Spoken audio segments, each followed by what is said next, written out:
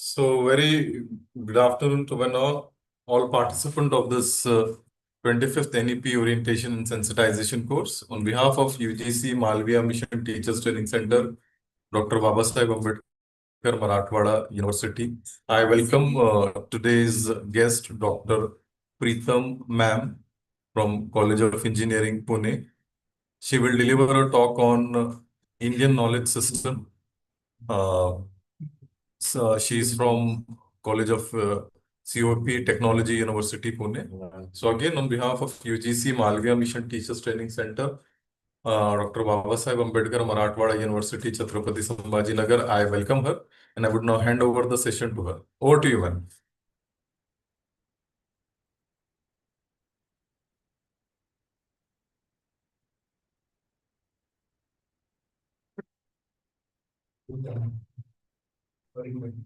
Thank you, sir.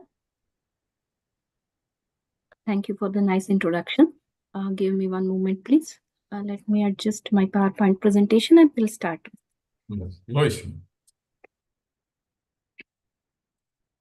I hope my screen is visible to everyone.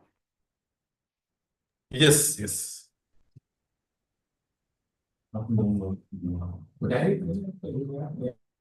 So I request all the participants to mute your mics, please.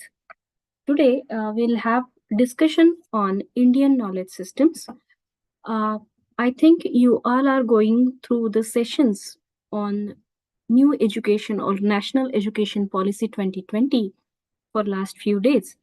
And you all must be knowing that there are quite a few changes in the curriculum of higher education system due to this NEP 2020. There are quite few new subjects which are introduced other than the technical subjects which we used to study earlier.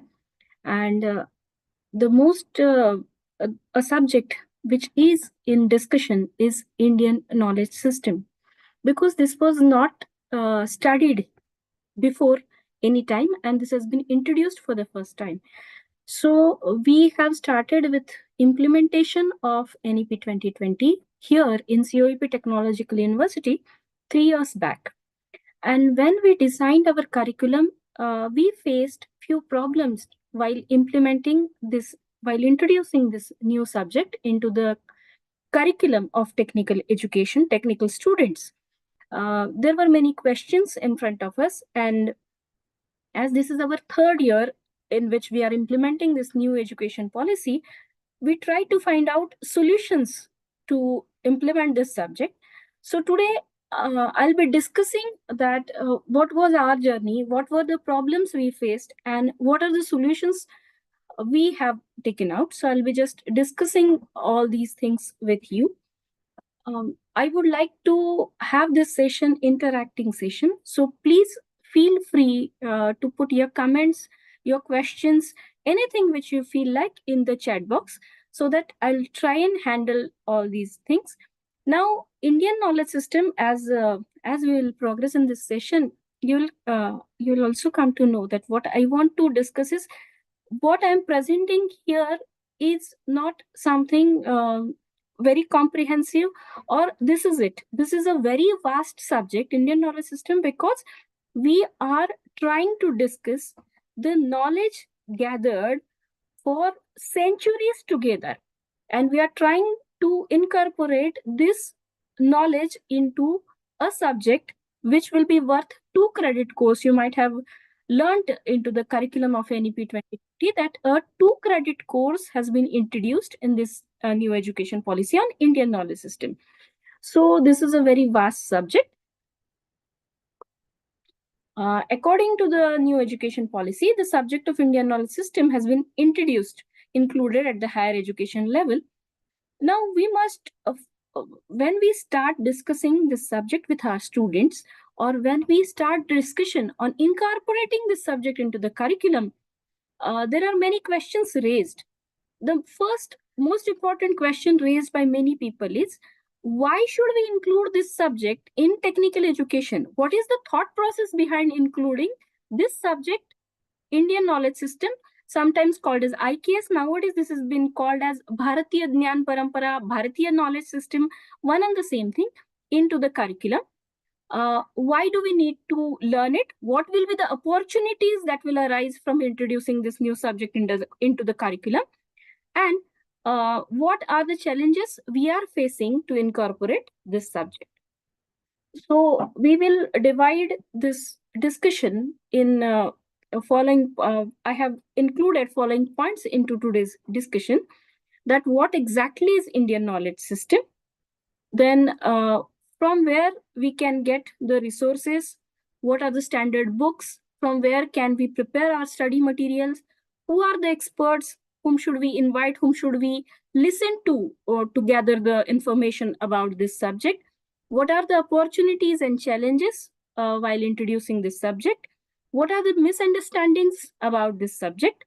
What can we all do in this subject, in this area? And what are the guidelines by higher authorities? I have included guidelines by higher authorities like AICT, UGC, and there are few in the GR introduced by Government of Maharashtra and Technical Education. There are few guidelines given to incorporate this subject. So I'll be discussing about all this. And in the next session, in the second half of this session, my session, we will be discussing India's contribution in this field. What are the areas where we should look for to prepare our curriculum in Indian knowledge systems. So let us begin our discussion. The need of studying Indian knowledge system. The first question always students ask is, why are you teaching this subject? Why do we need to study this subject? So they say that what is the need to study these ancient traditions of India in today's modern era? Many times my students have asked this question to me. And what I tried to answer them, I'm sharing with you. In the current world, every country is trying to increase its power in all kinds nowadays. Even if right now, even if we open the news channels or we open the newspapers, all the countries are trying to prove their dominance over other countries, and every country is trying to become a powerful country. Now, every country is competing to become a superpower. The power of a country is of many types. We are seeing military power, economic power also. There are superpowers who control the world with their economic power. Intellectual power. This is also one of the very important power in this era. So, as in the past, superpowers do not depend nowadays. Superpowers do not depend only on military power to keep other countries under their control, but powerful countries try to keep other countries under their control with the strength of economic and intellectual power. In the current era, innovation, that is, we talk about IPR, obtaining patents has acquired unique and general importance. For example, let me share two examples with you. We use turmeric and neem in our day-to-day lives. In our daily lives, we know that in our kitchens we use turmeric. Neem is used as pesticide, antiseptic in many of the day-to-day uses. But you all know that we had to fight a lot to prevent foreign countries from getting the patents of both of them. We all are aware that Dr. Raghunath Mashelkar was successful in getting the patent for turmeric. He has to fight for more than 12 years to get the patent for turmeric. But unfortunately, we have lost the patent of neem. Now, for patents, the simple rule is, if I know it before you, the patent belongs to me. It is a simple rule. So if you want to claim a patent, only thing which we need to prove is we knew it before the world. And there you need to present the evidences which are acceptable to the modern world. We just cannot say that haldi is being used in our kitchen for centuries together, and even an illiterate person from our country knows the importance of haldi, or we use neem leaves to protect our grains. We use neem leaves, we put them into water to disinfect it. And so many uses we know about all these things, but these will not stand in the court when you fight for the patent. So the point I want to make is, in today's modern era, simply saying that we use these things in our daily lives is not enough. We have to present research that will be useful as evidence. If other countries take patents for things that we have in our trade, then we will have to pay other countries for the use of these things. I mean, few people say that we are a country who believe in Vasudhaiva Kutumbakam. Many of our traditional books do not have even the name of author on it, and we believe in sharing the knowledge. So we don't believe in taking patents. This is what is many people believe. But if we don't take patents of our own things, our own which we know from centuries together, other countries will take the patents of it, and we will have to eventually pay for our own knowledge.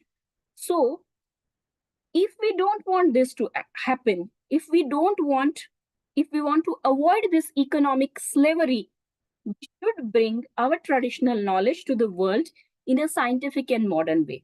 And when we will be able to take out our traditional knowledge to the world in scientific and modern way, if we understand the worth of it, if we understand the worth of our own knowledge, then understand its value, then we will be able to take pride into it.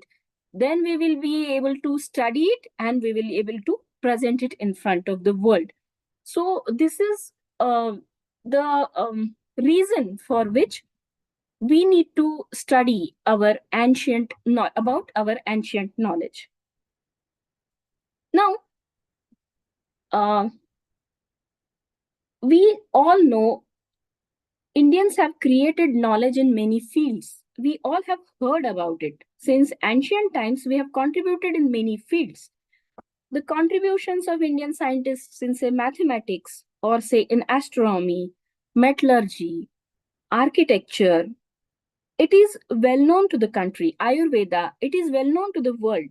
We all also know it. We have heard the names like, say, Charak, Sushrut, Aryabhatta, Varahamihir, Bhaskaracharya, Brahmagupta, Chanakya, Panini, Patanjali. We have heard these names. But if someone asks us that, do you know about contribution of these scientists to the scientific world, to the world of knowledge, what is their exact contribution? Then many times we struggle.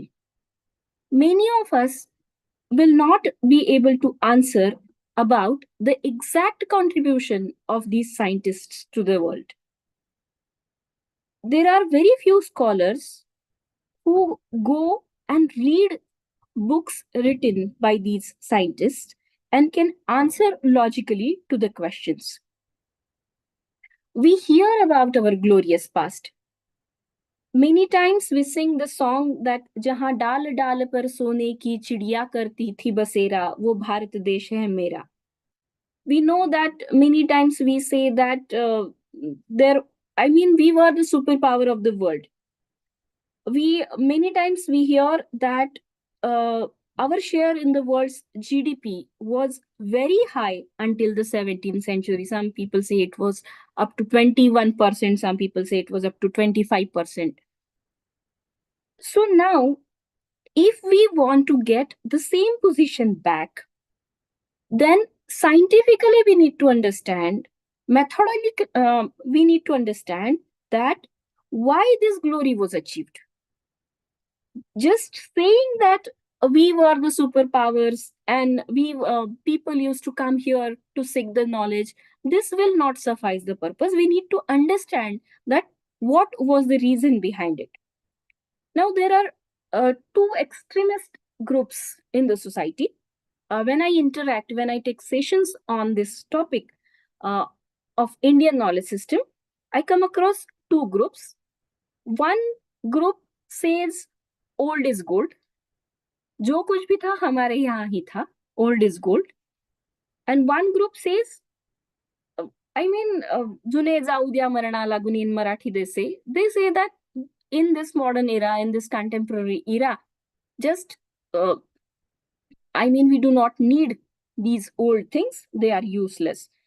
So these two extremes will not help.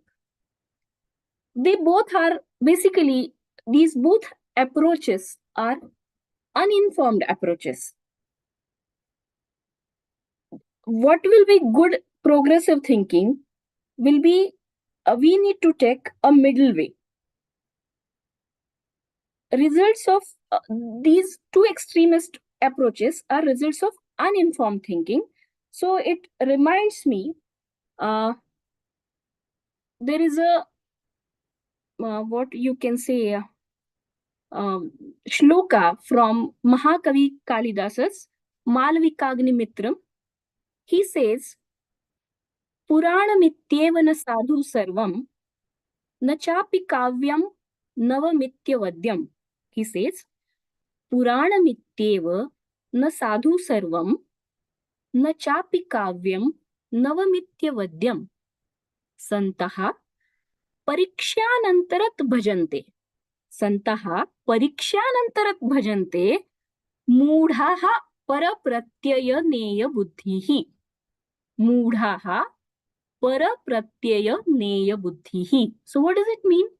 It means all poems are not good only because they are old. All poems are not bad because they are new. Good and wise people examine both and decide whether a poem is good or bad. Only a fool will be blindly led by what others say. So I think we should take up this approach and we should avoid taking two extremes, and we try and look at the things with open mind. Now, one more thing I would like to point out is, this is from the book Malavikagnimitram. So what is Malavikagnimitram? We have heard about this book Malavikagnimitram. It is a story of Malavika and Agnimitra, just similar to short form like Virushka, it is Malavikagnimitram. What do they call it as portmanteau, or what do we call it as the short forms? So this is also not a concept which we have taken from Western world. They call that Kim Kardashian and Kanye West, they call Kim Ye, or some other, we take from the Western worlds. Many people, Brad Pitt and Angelina Jolie, they call it as Brangelina or something. So this is not a concept which we have taken from the Western world. We can say that centuries together, before, long back, we used to use these short forms like Malvika and Nimitram. This is not something related to Indian knowledge systems, but just, okay, we'll go back to our business and we'll try and understand word by word the concept. What do we mean by Indian knowledge system? There are three words in this subject: Indian knowledge system. So we will start with the word Indian. So now, by the word Indian or Bharatiya, we think about our own country. But now, in this subject, we will be discussing the knowledge contribution of people here for last 2000 years or so. So we will not be limited to the geographical boundaries of today's India. We must consider the entire area where the Indian knowledge tradition was created. I'll explain this more with some examples. For example, take example of Panini. Many of the students who study the subject Sanskrit. Even today, they study Panini's Sanskrit grammar. So people say that this book was written by Panini in the country of Gandhar. They say that Panini was from the country Gandhar. Now, Gandhar is, today's Kandahar in Afghanistan. So, will we not consider Panini's contribution in Indian knowledge system? People say that Panini was educated in Takshashila University, and now this Takshashila University is in Punjab of Pakistan. But still, we will have to contribute the knowledge which is being deposited by scholars like Panini. We all know that Nalanda and Takshashila were renowned universities, reputed universities, where people from all over the world used to come and study.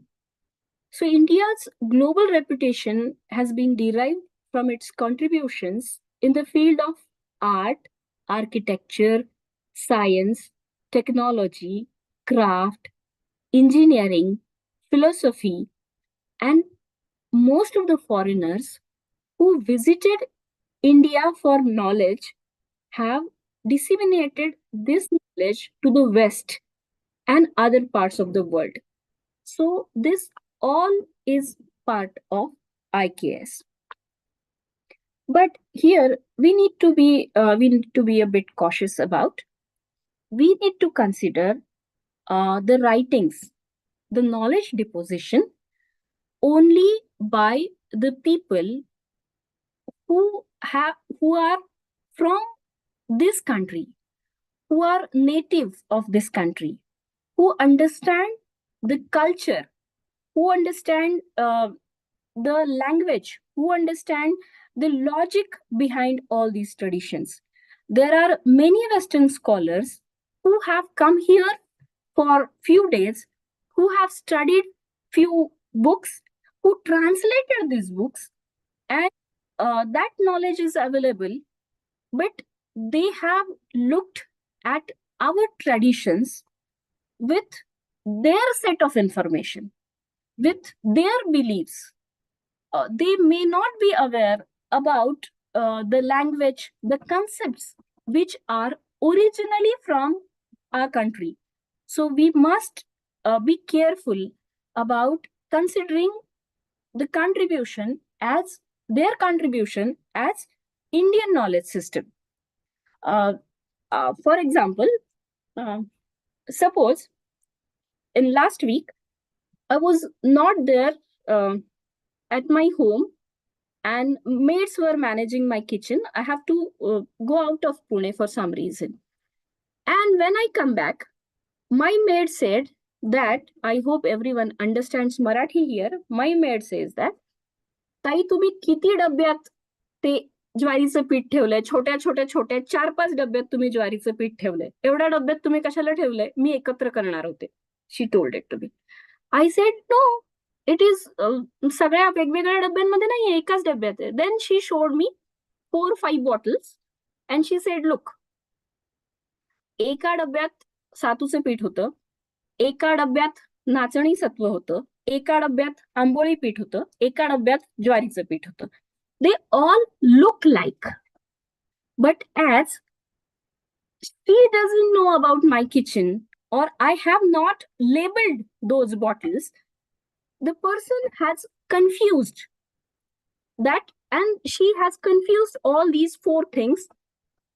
So same thing could have happened with the translators who translated our texts from their perspective. This was a simple example I wanted to give, that native people from this country understand the habits, the beliefs, the language here. So we need to be careful about selecting the texts. Now, the next part, what we can take, the next word, what we can take is knowledge. Knowledge is a big word. Knowledge is a big word.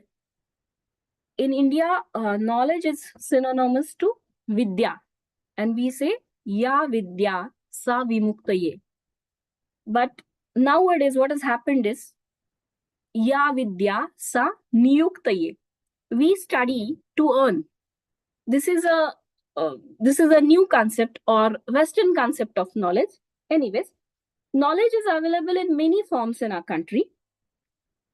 Our customs, parables, traditions, proverbs, texts in all languages, in Sanskrit as well as in all in all other Indian languages, rituals, ways of celebrating festivals. This all comes under Indian knowledge systems. We should not confuse that only that is in written form will be considered as knowledge. No, we all know that in India, we were transmitting the knowledge from one generation to another. It was an oral tradition. So many things may not be available in written form. Many things may not be available in the form of formal text. Many information may be available around us in informal way. So all this makes part of Indian knowledge system. Even we all tell stories to our children. We know that there are stories from Panchatantra, and we were believing that these are the stories which are to be told to the children.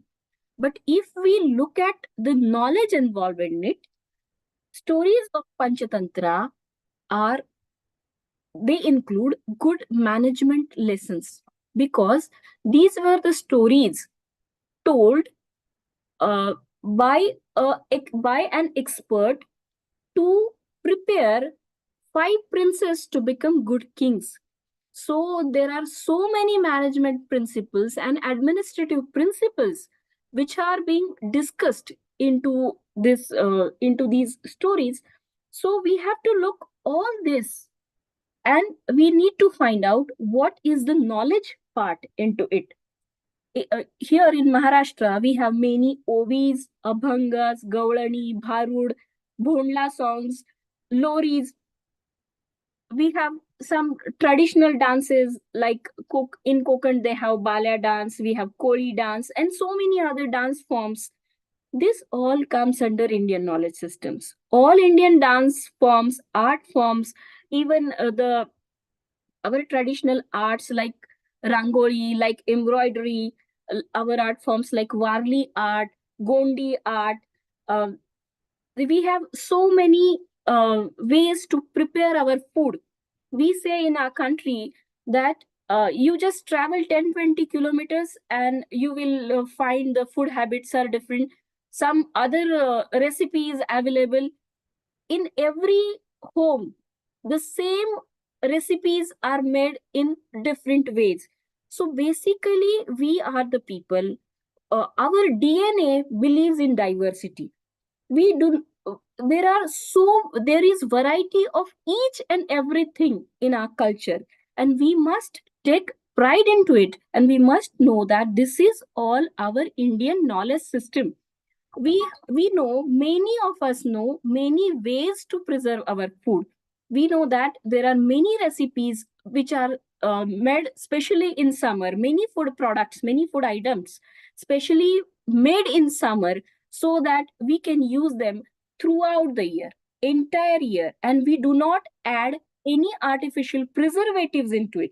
We make pickles, and we ladies know that we make so many other items without adding any chemical preservative to preserve these food items over entire year. This all is a part of Indian knowledge system. This needs to be preserved. This needs to be documented. Recently, in one of the few engineering students from one of the engineering colleges of Pune have made a project And while making use of artificial intelligence, they have made a project which is inviting attention from the community. They made a project on dialects of Marathi. They gathered samples of various dialects of Marathi, and they have created a repository to it. So there is a huge scope that this Indian knowledge needs to be documented in proper way. It just reminds me about Padma Shri Maruti Chittampalli. Few days back, he passed away, and so it reminds me few examples that he collected so much information from the people, from Adivasi people, who are the people living near to jungle, and they have a lot of information with them. But we have to take lot of efforts to gather this type of information from the people who have. We should not, we should understand the value of knowledge available with the local people. With some illiterate people, the knowledge can be available. Very good piece of information can be made available. In one of his books, Maruti Chittampalli sir has written that the they predict about the monsoon, and we believe on the scientific advice about monsoon.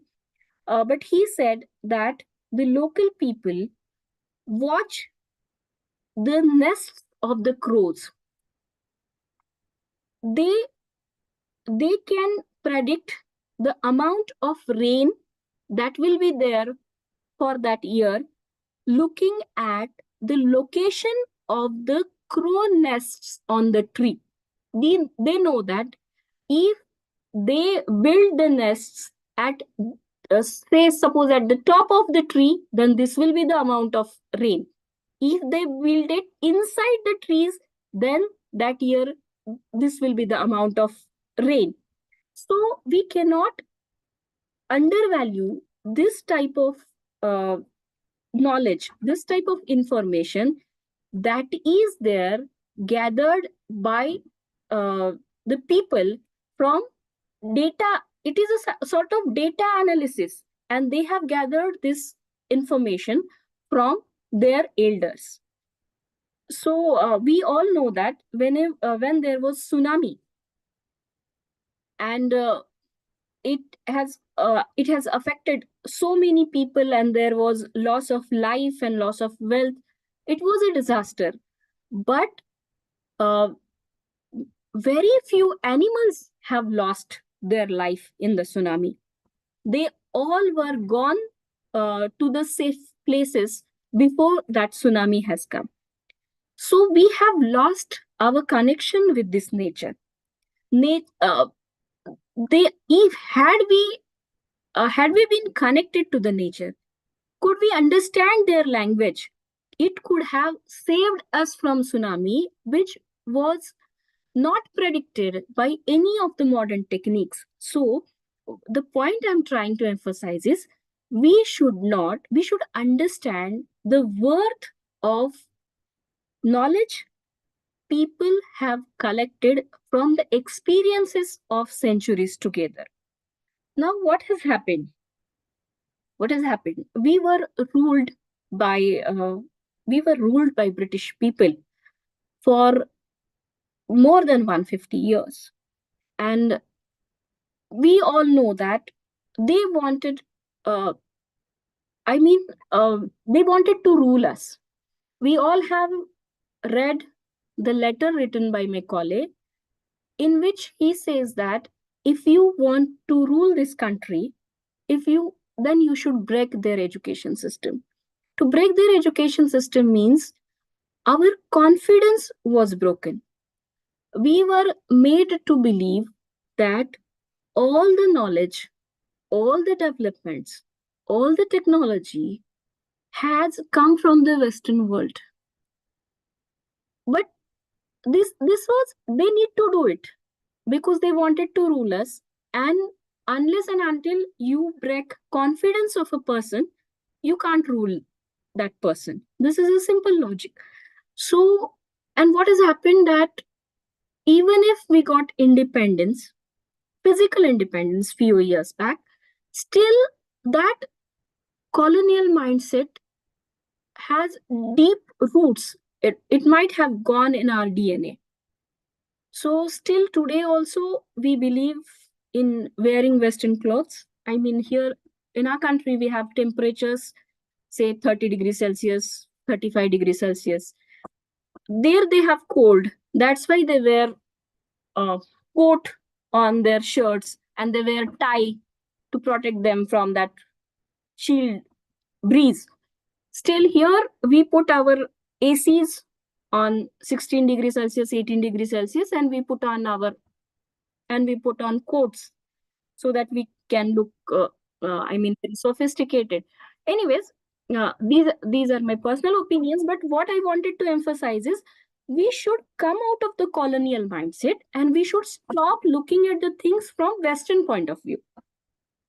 Now, every civilization has faced problems, and the problems are very much similar. The older civilizations have faced the same problems of food, problems of shelter, problems of governance.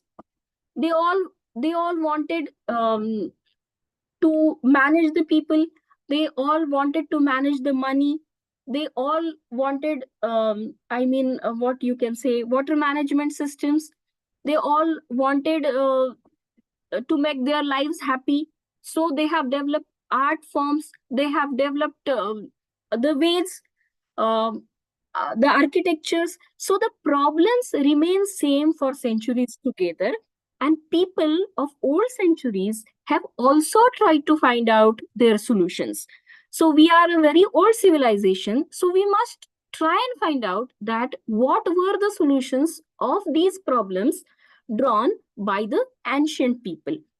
So we should not believe that all the solutions have come in last 500 years and there were no solutions to these basic problems years before that. This is something doesn't fit into logic, so we must try and dig out that what were the solutions which were there in earlier centuries. I'll just go through the I'll take a 1 minute break and we'll go through the charts that what are there any questions or are there any comments, and am I going in right direction?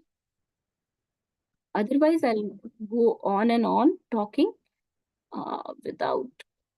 No, I don't find uh, anything written related to this session in the chat box. Okay, fine.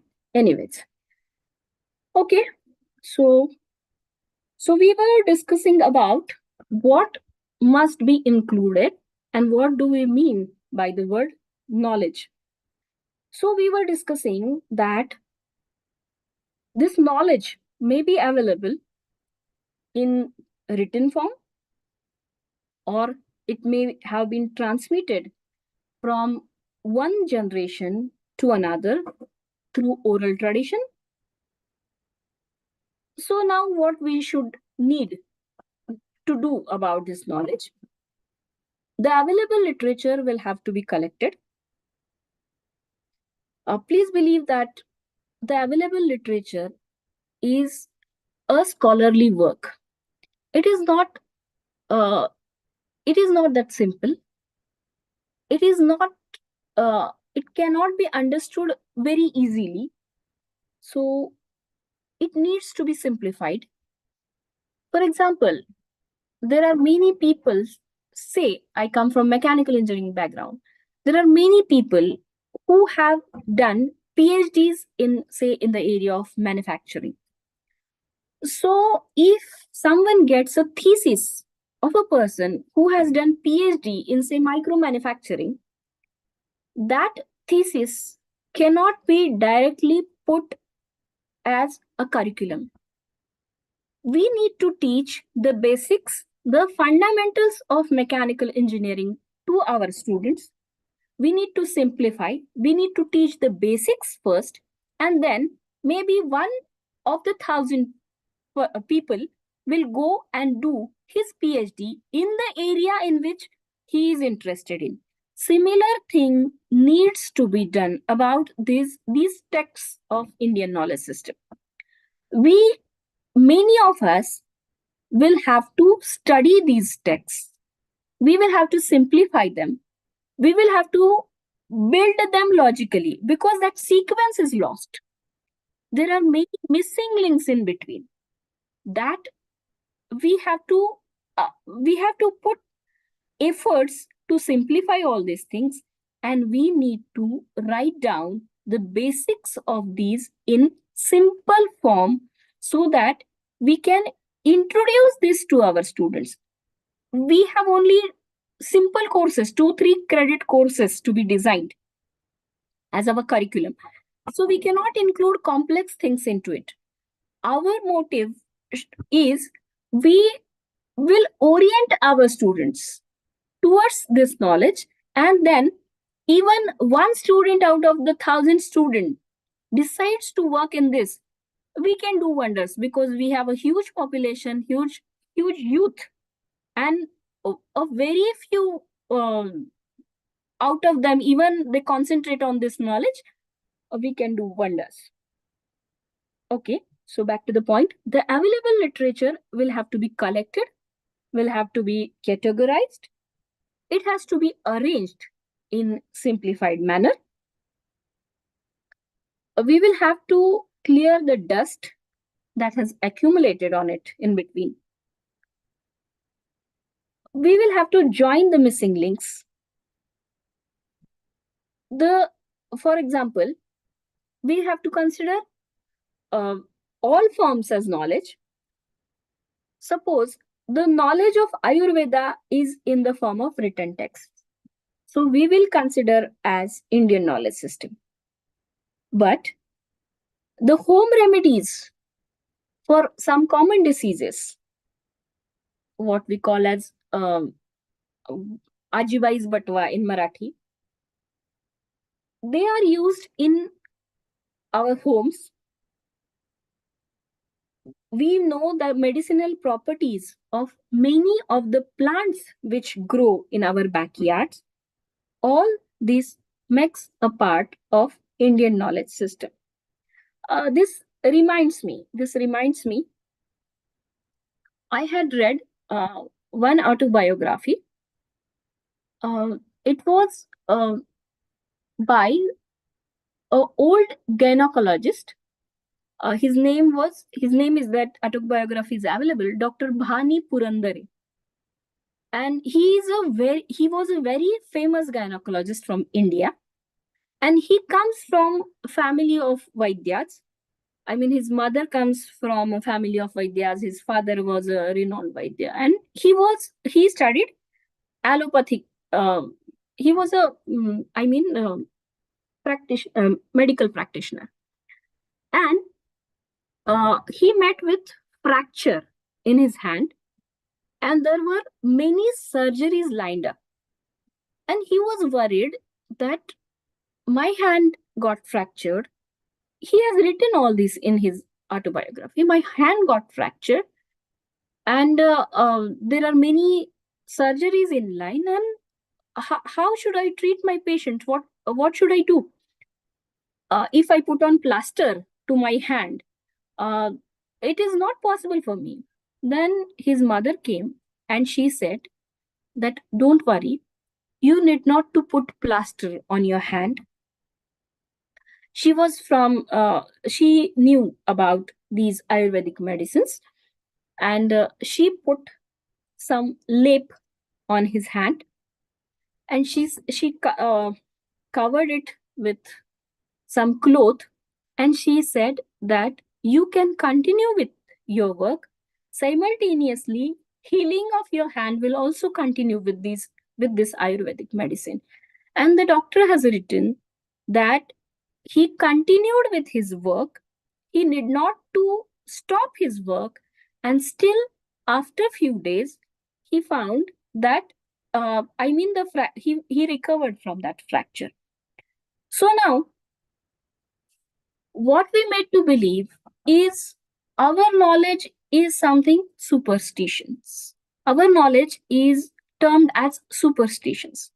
But now we need to we need to compare that. Suppose there the doctors need to treat fractures. This is a common problem. This is a common problem in the society. Then there are one way that allopathy teaches us, put on plaster. These are the ways. Then we need to compare the doctors, the people who know about contemporary knowledge need to compare these techniques with our traditional techniques. Now, Ayurvedic medicine has got some what can I say position in Indian knowledge system, but there are few other techniques available also in this field, which are termed as superstitions sometimes. So we need to go and experiment, try and find out whether it is actual knowledge, whether it makes some sense in the contemporary world, or it is a superstition. We just cannot just label it as these are the old ways and these are not useful. We cannot do it like that. We need to compare. For example, now let me give you one example that what should be our approach to this Indian knowledge system. One of my friend has done his PhD in water purification systems. He's a civil engineer, and that professor has done his PhD in water purification system. And so there are modern ways to purify the water, and they have some norms to find out the purity of water, and there are some parameters which they find out in lab, like turbidity of water and pH of water and so on, and then they comment about that water. Now that professor found out one shlok from one of the old texts, ancient text, only one shlok I'm talking about, in which the shlok was talking about the water purification methods. As I said, the problems are same for centuries together. You need pure water, and that was the problem faced by ancient Indians even. So in that shlok, there were some mention about some leaves and something which those people used to use to purify the water. Then that professor found out the names, the contemporary names, the modern names of all those ingredients mentioned into that shlok. He tried to arrange all that. Then he planned, just like we planned design of experiments, he planned that experiment in a scientific way. He mixed all those ancient herbs in certain proportions to the water. He mixed the modern chemicals that are used for water purification in the same proportion. And then with modern techniques, he measured all those parameters of water and they were compared and a paper was presented. This is the exact way with which we should try and look at this Indian knowledge. We have to go into the details. We have to perform the experiments. We have to check its relevance with the contemporary world. And we have to present research papers based on this. We have to claim, we have to file patents based on our experimentation. And then we can convert this Indian knowledge, the ancient knowledge, and we can bring it in front of the world. Okay, so this was, there are a few more examples also, which I'll give in the coming sessions about how should we treat and what are the ways in which we should look at these Indian knowledge systems.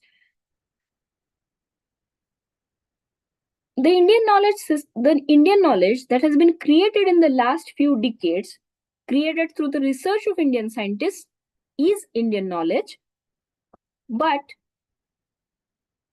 even though modern knowledge is Indian knowledge, since it is included in our studies elsewhere in our current educational context, I think there is no need to include it in the study of Indian knowledge tradition at present.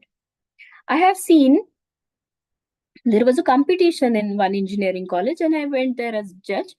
And very um, recent innovations by some Indian scientists were displayed as Indian knowledge system. I said that these are very recent innovations. Why have you included it in here in this presentation? Then the boys said that they are by Indian people, so we believe that this is Indian knowledge system. Yes, that is the knowledge created by Indians, but here in this subject, we need to concentrate on the knowledge that that is that was there few centuries back. So I'm trying to address few of the misconceptions about these words. Here, um, what for these modern knowledge should be used? It is to be used to compare it with the old knowledge. Now, here in this knowledge, we can include Sanskrit Sahitya created by Sanskrit writers like Kalidas, Bharavi, Banabhatta, etc. But we should not forget about the literature available in local languages. It is in the vernacular languages. It is believed that 64 arts are there, which are mainly passed on to the next generation through the Guru Shishya Parampara. Excuse me. I should put on my phone on mute. I'm sorry. Okay. This oral tradition is considered in the Indian knowledge system. We believe in transmitting the knowledge through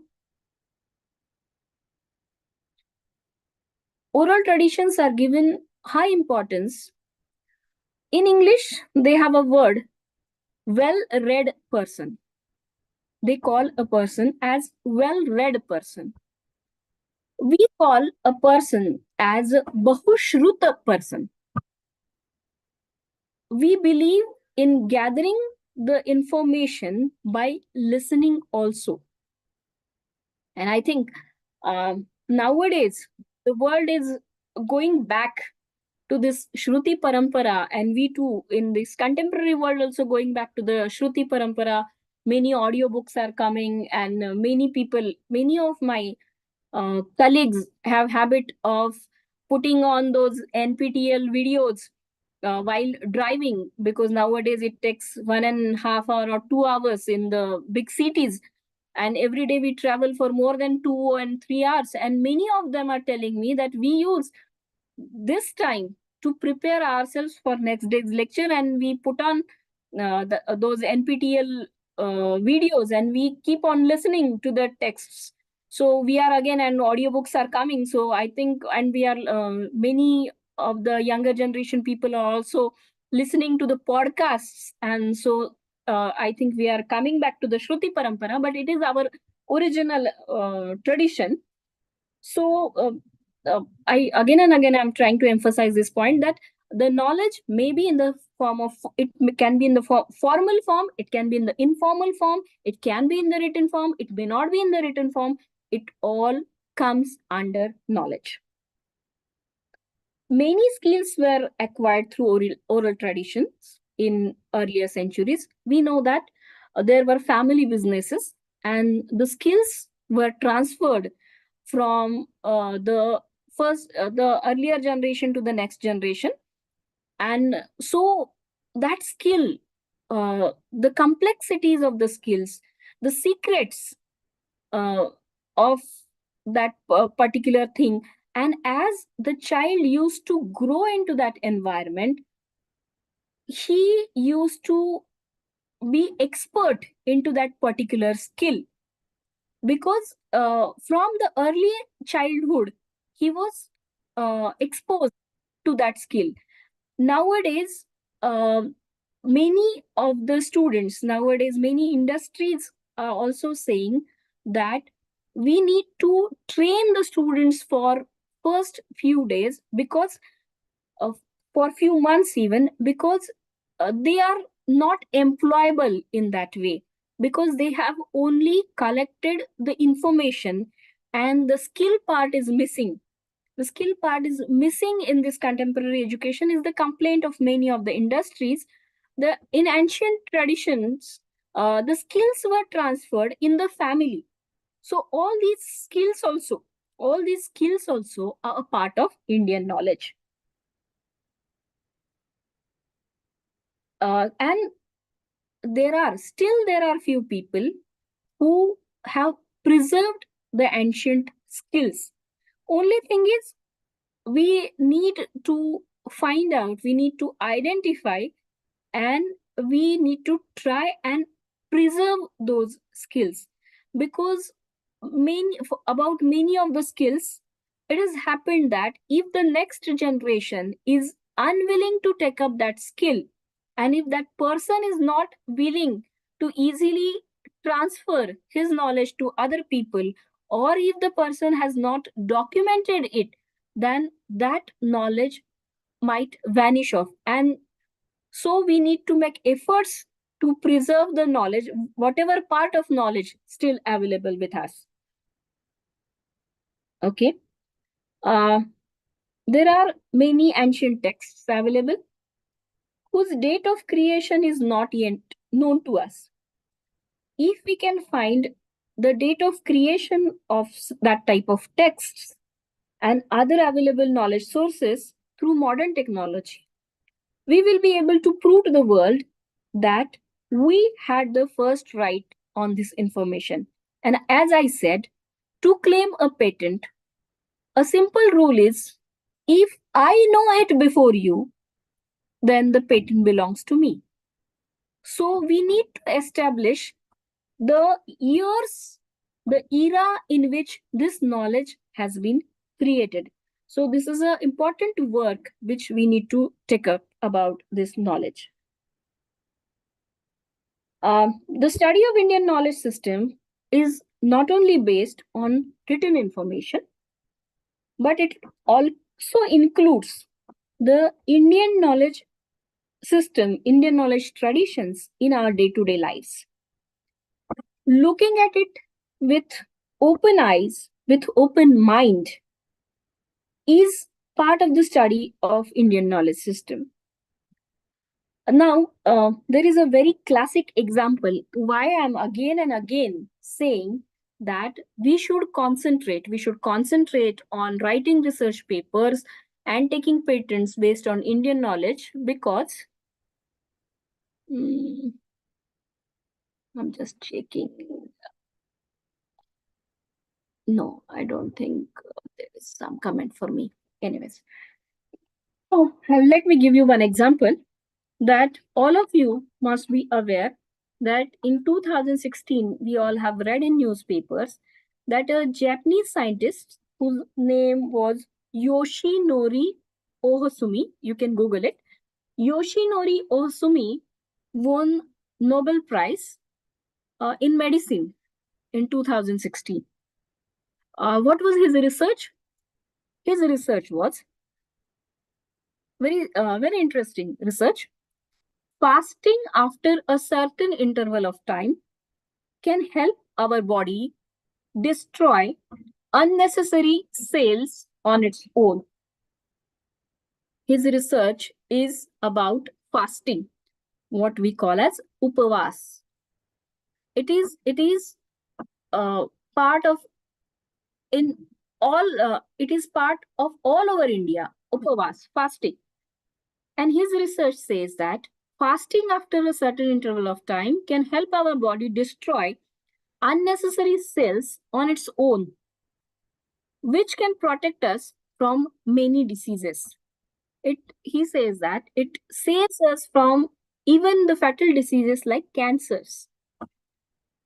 Now, we had the opportunity to fast at a certain interval, but we treated it as something what our mothers and grandmothers should do.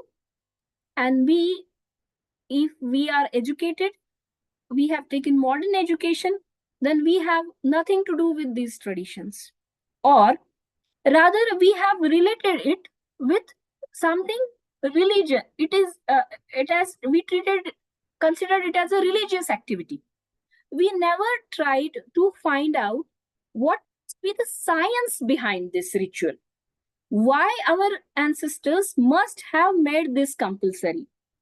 Had we looked at it in a way of finding out the science behind it, who knows, we would have won this Nobel Prize.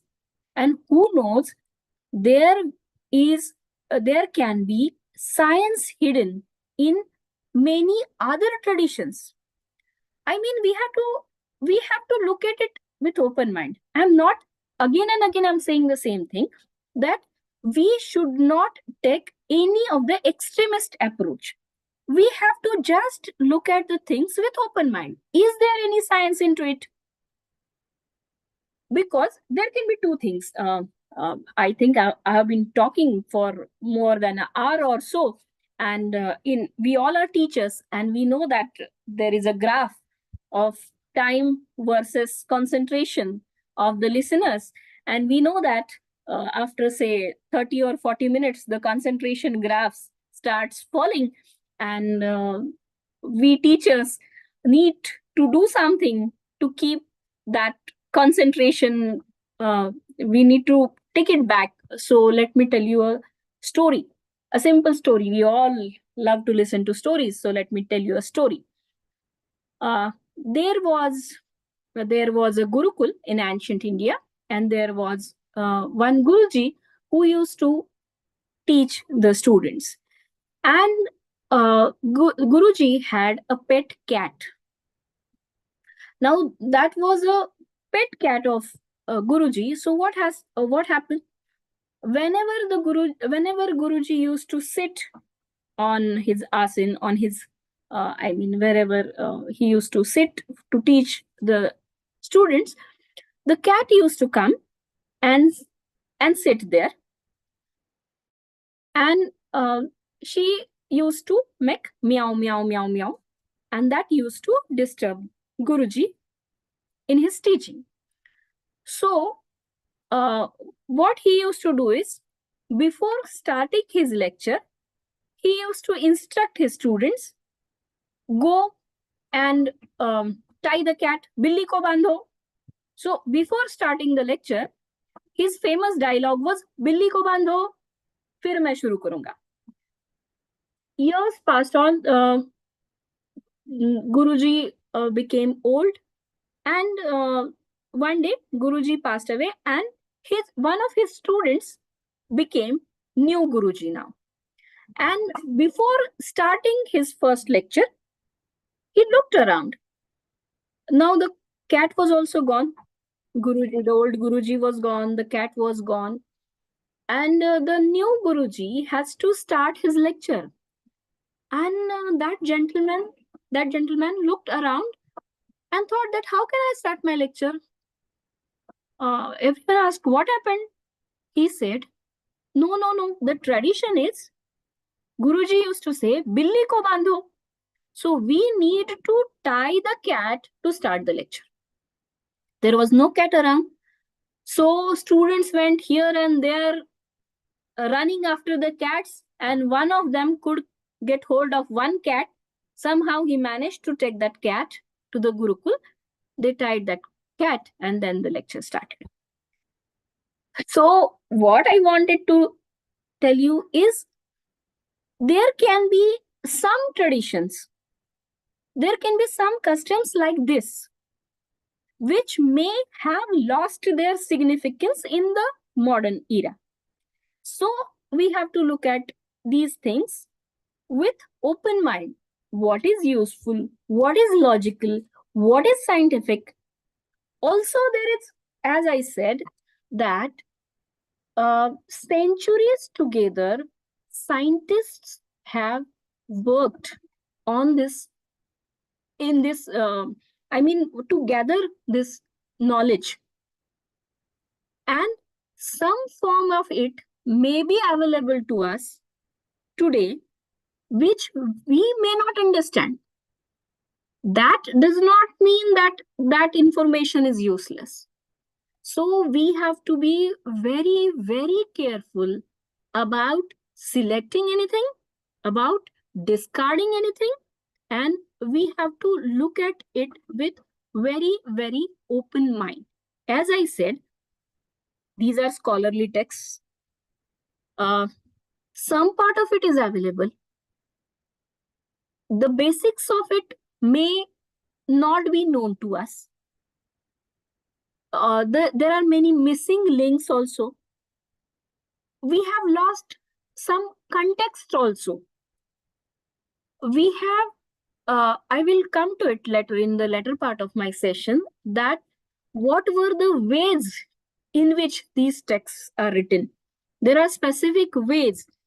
They are, I'm taking more time on this word knowledge, but anyways, our way of looking at knowledge is different than Western ways of looking at knowledge. Our approach is different. Our approach is wholesome approach. We do not believe in compartments. I mean, we do not believe that mathematics is a different subject, literature is a different subject, religion is a different subject, art forms is a different subject. No, we believe in wholesome approach. So our texts are not compartmentalized texts. They include everything into one single text. I'm going to present few examples of this, some very interesting examples on this. Today we understand, we all know about, just now, I'll continue with my example, that there are two ways to treat a patient.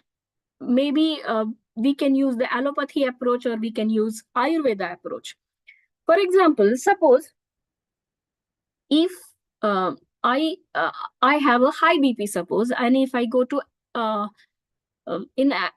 if I decide to take allopathy approach, then I'll go to the doctor, and the doctor will, with his equipment, he will measure my blood pressure, and he will give me medicines, and he will ensure that after taking those medicines, my blood pressure should be 80/120. That's it. And he will strictly monitor and ensure that my blood pressure remains in that normal range. That's it. That will be the way allopathy will look at that problem. If I select Ayurvedic approach, then that Vaidya will make me sit for 1 or 2 hours and will take all history. He will check my eating habits, my schedule. He will check why the blood pressure is increasing, whether there is some problem in my thinking pattern. Is it due to stress?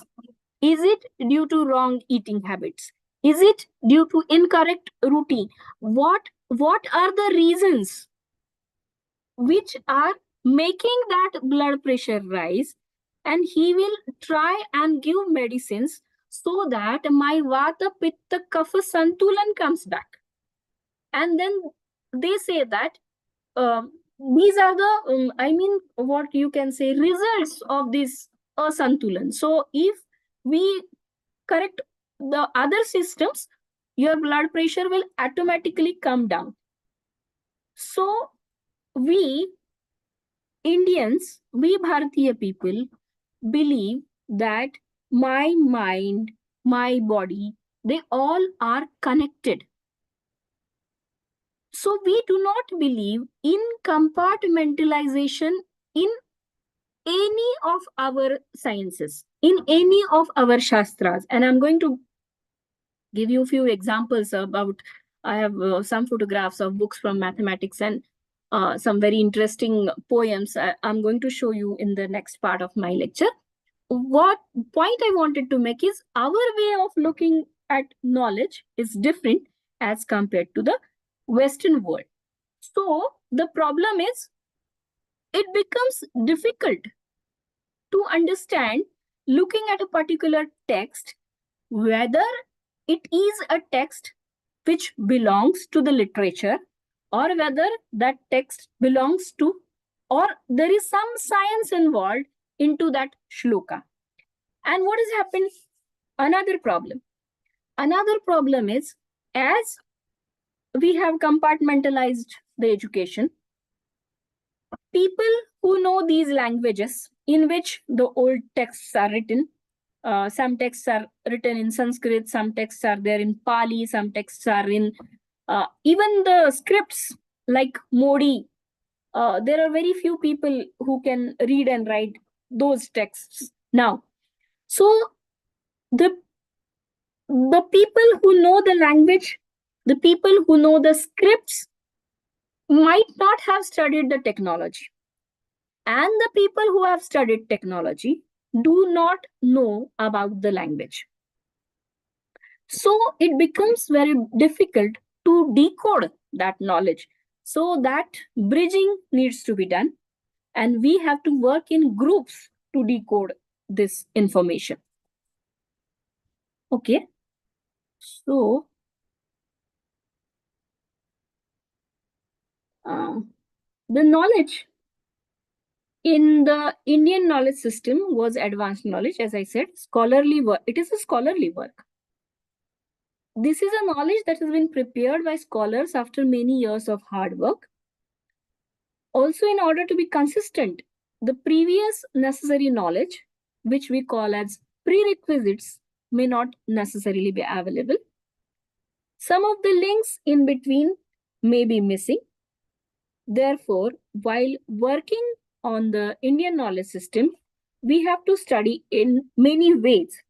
Before I move to how we need to study it, let me finish this slide, that what do we mean by the word system, and we'll move on to the next slide.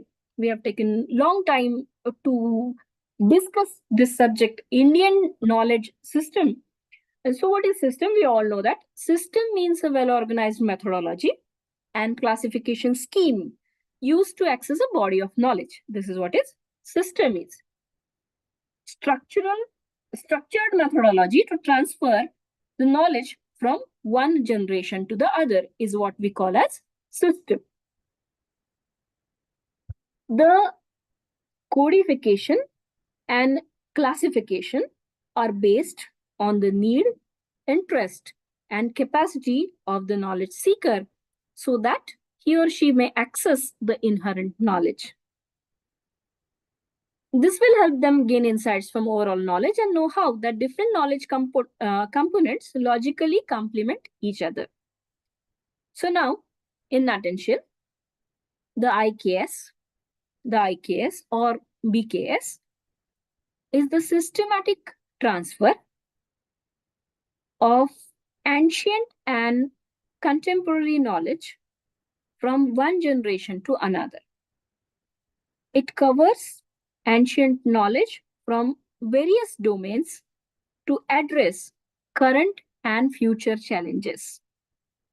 This knowledge exists in both literary and non-literary works. Literary resources cover all the ancient literature, mainly written in ancient languages. Resources on traditions, even the religious books are also a part of Indian knowledge system, like from Vedic, Dharmic, Buddhist, Jainist, all traditions, all the books written on all these are part of Indian knowledge system. knowledge that exists in Indian languages, dialects, non-literary resources are present in oral traditions available across the country. This entire spectrum is covered in Indian knowledge systems and not limited to this. I mean, I have presented few examples. Many examples might come. You might think about many other examples which I have not covered. So whatever I'm saying is not limited to that. Okay. Okay. So what we should do? Yes, we have covered that these are all the areas in which Indian works are available, and this all makes part of Indian knowledge system. We have already covered, and I think we have already covered about that what makes this. Yes. Now, while working on the Indian knowledge systems, we will have to study it in many ways. We have to collect the ancient texts. A huge work has been going on to preserve the ancient texts. There are many peoples I know who have devoted themselves in this process to collect ancient texts and to preserve them. Even I have received emails regarding the available scholarships to our students.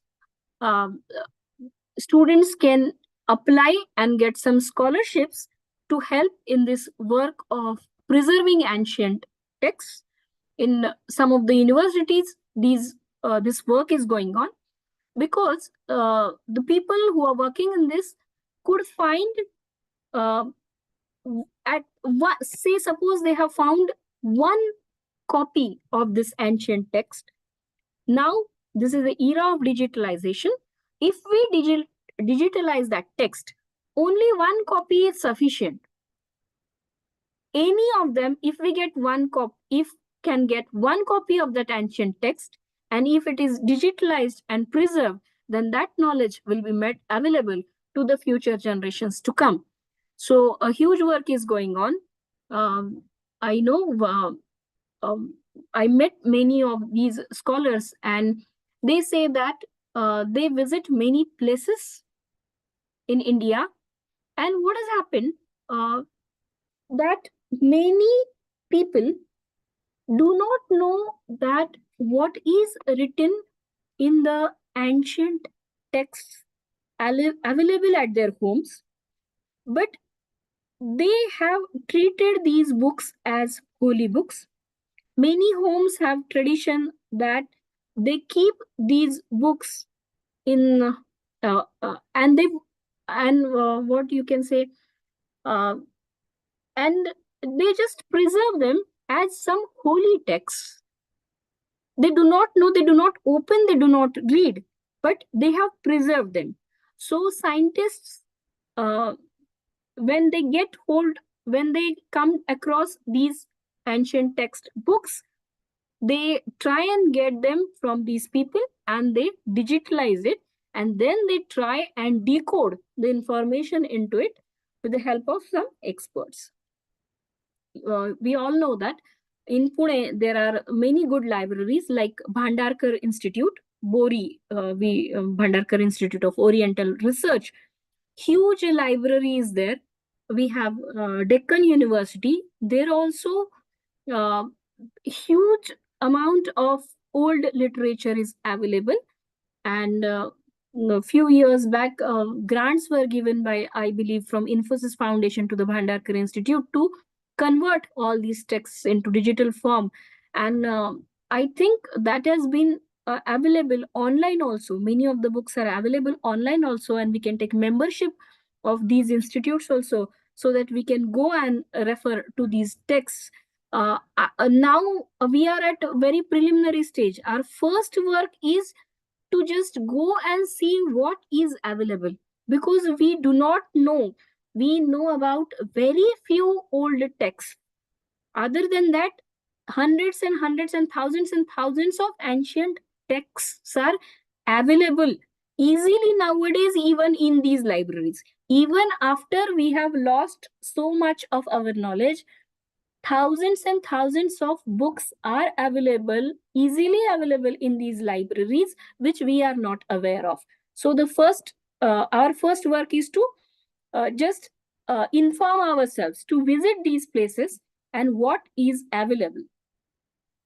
Then next is reviewing the available ancient text and compiling them, putting them together, trying to understand the information available in these texts, understanding the period in which these texts are written, and we need to understand the situation at that time also.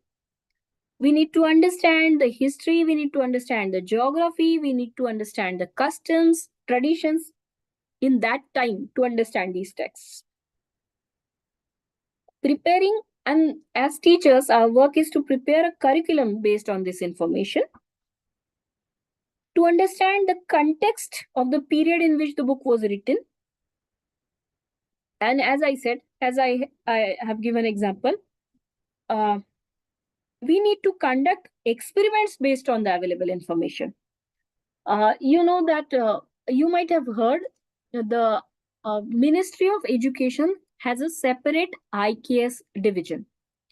And they say that if you listen to the experts from IKS division, they say that their main motto is to take IKS from library to laboratory.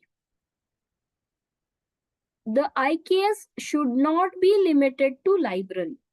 It should come to laboratory. It should come that this knowledge should be used to help and solve the problems of the contemporary world. So that is the next stage. It might take some time. It might take us some time. Maybe the future generations, we are just introducing these texts to the future generations, and they are smart enough. They are very smart people. These Gen Z and Gen Alpha people, if we try and give them logical answers to their questions, they have open minds as compared to the earlier generations. They are ready to accept the change more than what we used to. They are very flexible, and they're very intelligent generations. So our task is to introduce them and to prepare their correct mindset. Then they will take up this task. It might take few years to take this information, take this knowledge from library to laboratory. Then, as I said, we have to compare these experiments with today's available technology, today's available information. Then we have to present research papers. We have to file patents based on our findings. And now we have to do it really fast, because the world has understood the value of this khazana. I keep on talking about, I have a group of people who are interested in Indian knowledge system, and we keep on interacting many times, once in a month or so we have a group. And I have expert from Vedic mathematics also into that group. And she's a director of Institute of Vedic Mathematics, but that institute is a foreign institute. Many foreigners are serious about learning our texts. They are learning, they are developing these texts, and they are introducing it as a part of their curriculum. They have understood the value, the worth of our knowledge. And if we don't want them to claim the patents, then we need to be really very fast and understand the importance of our knowledge. Anyways, nowadays we take up PhD problems. We take up many PhD problems, and some of the PhDs, now it is up to you whether you want to use the word some of the PhDs, or if you want to use the word most of the PhDs, remain in the cupboard. they are utilized. Their, that information is never used to help the mankind. We all know that, we all have done PhD, and we know that we at least spend, at least minimum 3 years or up to 5 years, even five, some 7 years, few people spend, and to collect that information, to collect that piece of knowledge, we spend a huge amount of energy. So if we take up PhD problems based on these ancient texts, it will help the society to find out some solutions also. It will give you papers. It will give you, it will be easy to write research papers.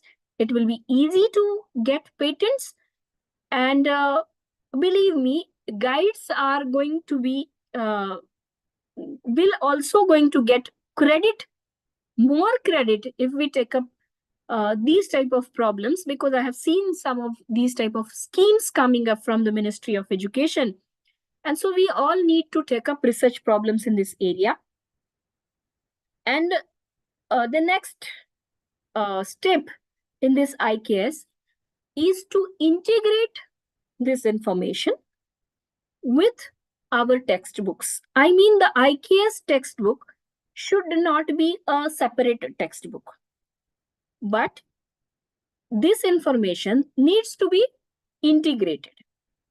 I mean, for example, suppose school children study, we all know that 8th, 9th, 10th standard students study from that famous book, say, R.D. Sharma for mathematics. Okay, let them learn from that particular book. But into these modern books, there will be a bracket in which, suppose we are teaching school children how to make square of a 2-digit number. Then there will be a contemporary method also, and there will be a shloka also, which tells about the ancient mathematics, Indian mathematics ways to make square of a 2-digit number. So we need to integrate. I'm giving a simple example, but we have to do it in engineering also. And in the second part of my presentation, I'll be giving you how we have prepared the syllabus for engineering subjects and how we can integrate the Indian knowledge system into the modern curriculum.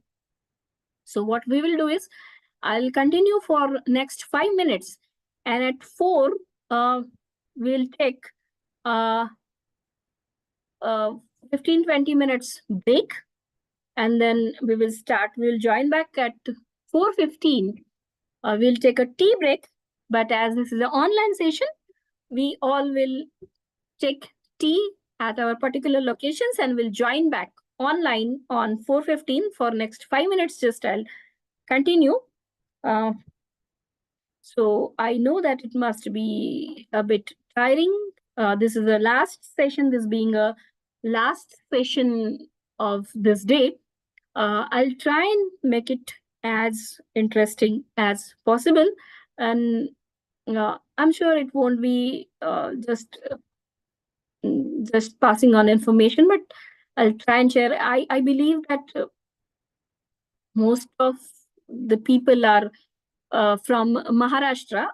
If I can get in chat box, then I can share some examples. Especially, I share a few examples from Shivaji Maharaj's Durga Vidyan. Also, I mean, the subjects which are very close to the heart of Maharashtrian people. If I come to know about from where people have joined, then we can take up some specific examples related to Indian knowledge system, so that the session can be made a bit interesting.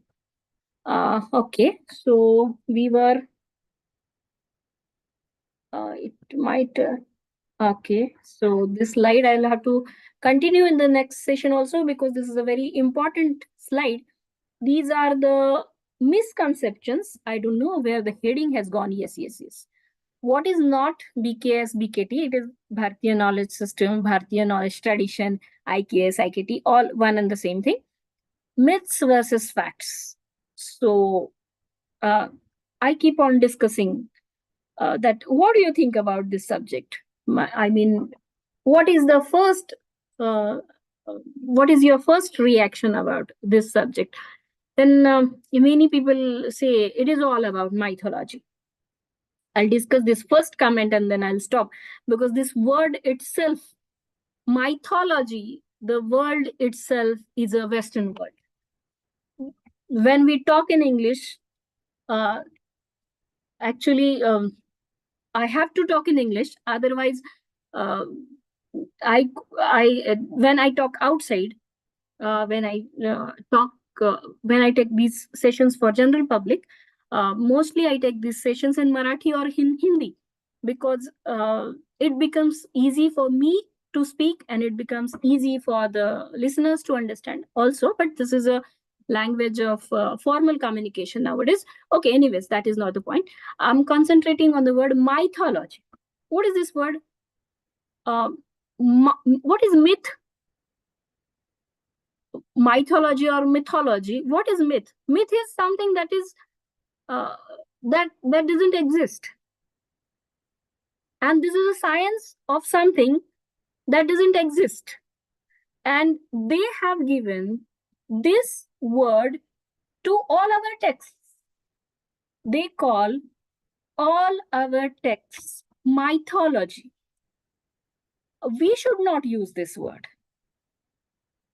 because I think now I have been able to convince you all that it is not the fact that all the knowledge has come from the Western world. And in my next session, even if I'm not able to convince you so far, I'll be presenting few examples that it is not that we have learned everything from the Western world and there was nothing with us. It is not the fact. So let us stop using this word for our texts. It was not myth. Okay. I mean, coming to the words, last 1 minute is left, so I'll talk on one more word. History. I was reading a book by Vikram Sampath. He has very nicely written in that book. History. History means his story. What about the contributions by her? Are you getting what I am saying to trying to say? His history. History is his story. So what happened to her contributions in the history? Were there no contributions from her side? So this is not related to today's presentation, but just it from this word mythology, it reminded me that language, any language, comes with its beliefs. Language comes with its beliefs. And so we need to be careful while using the language. So we will continue from this slide. This was slide number 12. And we will continue with this slide. I have actually, I have to start with the second part. I could not finish the first part in the first session. So I'll continue for a few minutes this first part. Actually, it is a huge topic for discussion. And you will come to know in next session also that each slide is a topic of presentation. So it takes time. So thank you for listening me patiently. Thankfully, this modern technology, this online mode, uh, gives liberty to the listeners to relax, to enjoy. And if you have not uh, taken your tea so far, uh, please go and have your tea, and we'll join back by 4:15. Thank you. I think the recording can also be paused for 15 minutes. Thank you. Where is my mic? I need to mute it. Yes, I got it.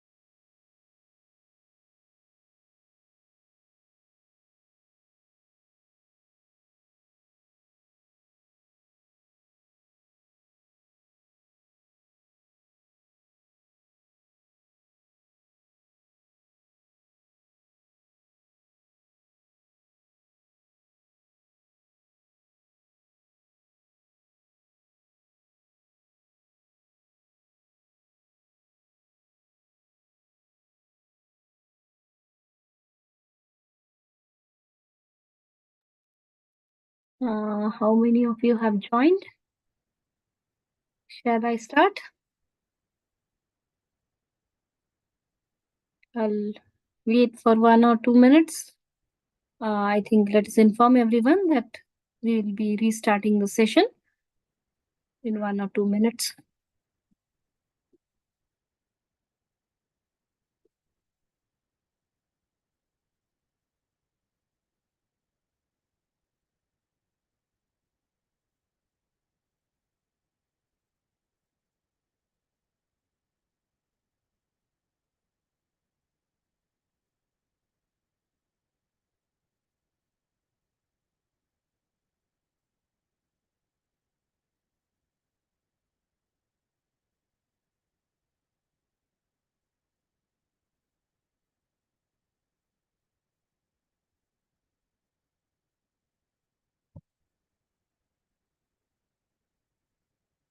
Okay.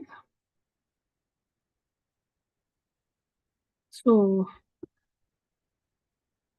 I'll quickly wind up this first part of my presentation in few minutes because I have to start with, I have to share another presentation in this second session where we'll be talking more about the contributions of India in various fields. I mean, I've been talking that India has contributed, Bharat has contributed so much in the field of maths. Just a minute, there is some problem with my system. Give me 1 minute.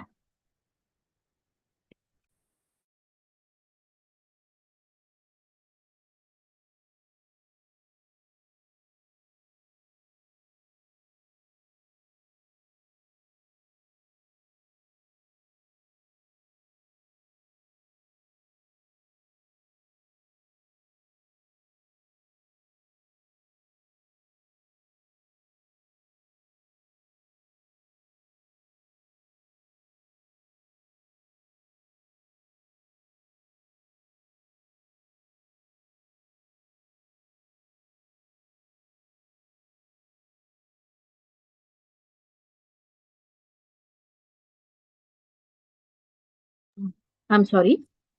I'm back. Yes. So we were discussing about the misconceptions about this subject, the beliefs. What do people think about this subject?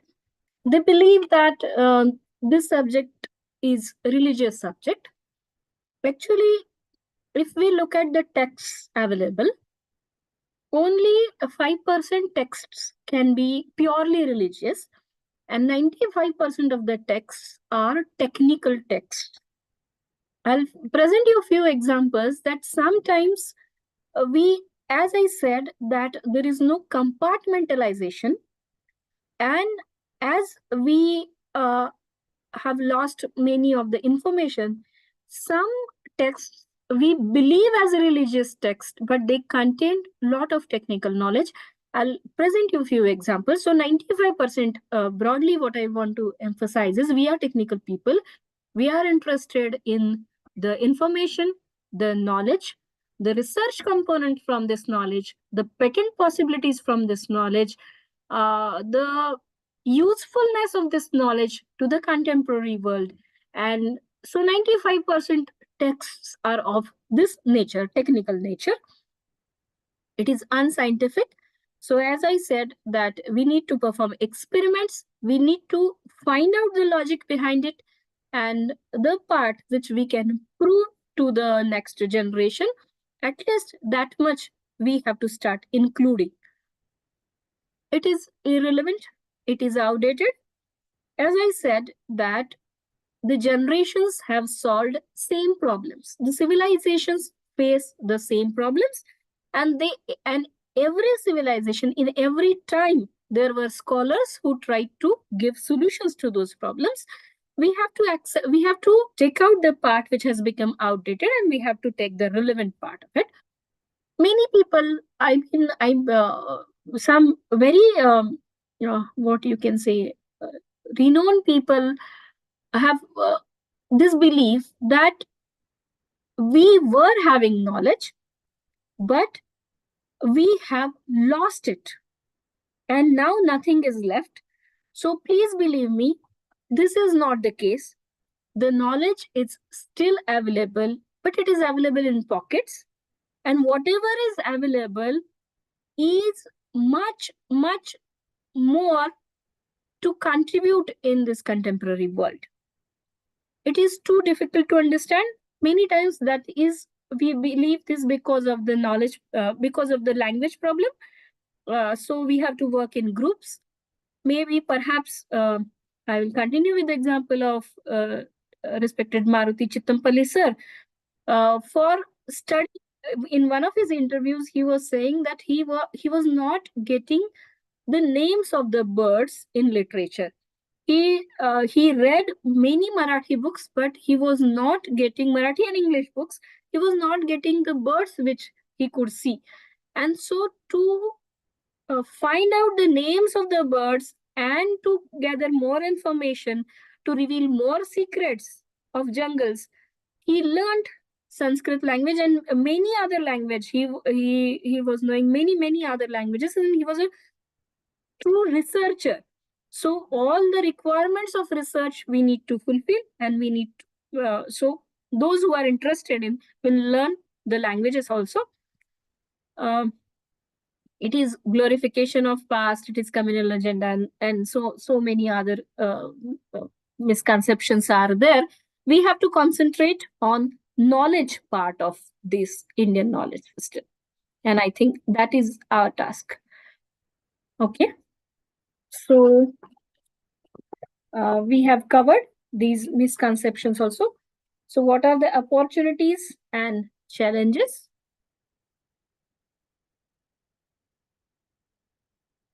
At present, we do not have teachers who can teach the entire curriculum. Actually, I believe that, I don't think there is a single person who is expert in this subject IKS. Because IKS is knowledge gathered by Indian people in last, say, 2000 years or so. How can be a single person expert in this entire Indian knowledge system? No. There are people who can be expert in ancient mathematics. There can be a person who has studied ancient Indian metallurgy. There can be a person who has studied ancient Indian architecture, and so on. And this is, I'm talking about experts. Forget about the teachers. How will we get teachers who are experts in this subject? So, as I said, that the experts will have to simplify the information, they will have to write the books, and we need to prepare, as you know, that Ministry of Education has started a program to prepare master trainers. UGC is conducting trainings in this, I think, Malviya Mission Training Program centers itself to train IKS teachers. And these master trainers, 2 batches have come out. I have also taken this training by UGC on Indian knowledge system. 2 batches have come out, and they have identified some master trainers, and these master trainers will train further other teachers, and then the teachers will train the students. So there is a huge need of teachers in this domain. So this gives us an opportunity. The second is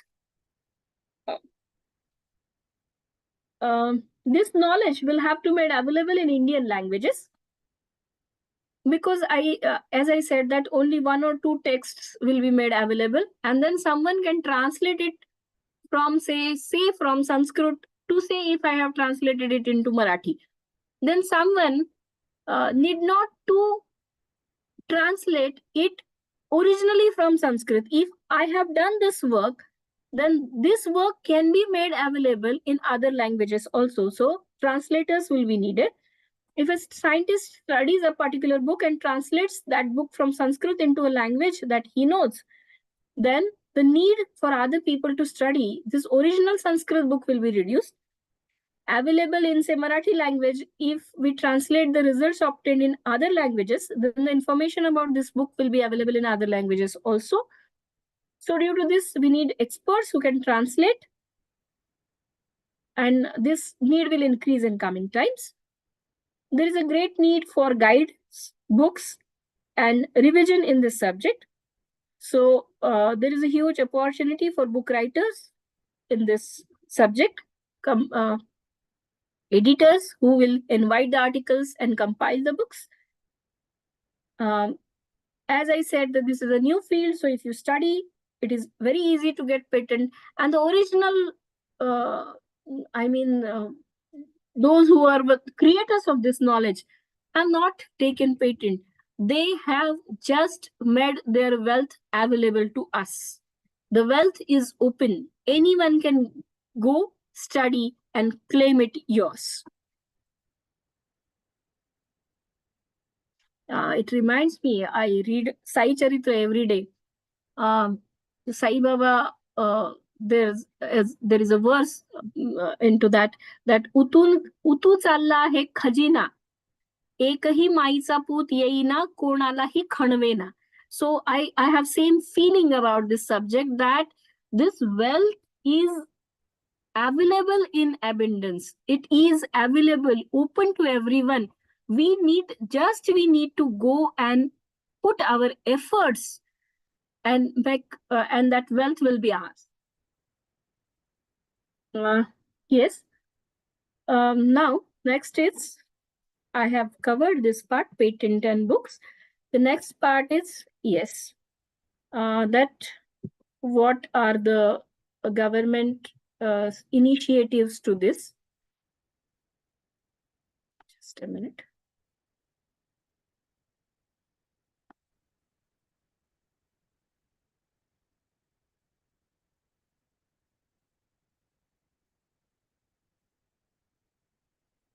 Yes, government initiatives and guidelines. As we know that 4th July 2023, Maharashtra government has taken out a GR in which this implementation of NEP, new education policy, has been made compulsory. And most of the universities, first it was made compulsory to the autonomous institutes. 2 credit course on Indian knowledge system was to be included. And now in most of the technical colleges, even those are non-autonomous and affiliated to the university, even a 2 credit course on IKS is made compulsory. The syllabus are available on internet also. AICT and Ministry of Education provides internship opportunities in IKS. There are many opportunities. If time permits, we will visit this website, iksindia.org, in this session itself, maybe in the end, if time permits. And I'll show you that there are many grants available to write books in IKS. We can submit our research proposals also in the area of IKS, but there is a very tough competition to get this project about book writing or research getting accepted. Many of the IIT professors I have seen getting these grants, but we have to match to the level. We have to be involved into that research, and generally they are checking that we have to be in that field, and we have had already worked for some time into that particular field. We have to be mature researchers, and then the grants are given. So that is also opportunity for us to get the grants. And subjects, now there are guidelines by UGC that how this Indian knowledge system needs to be incorporated into the curriculum. If time permits, in the end, I'll show you that document also.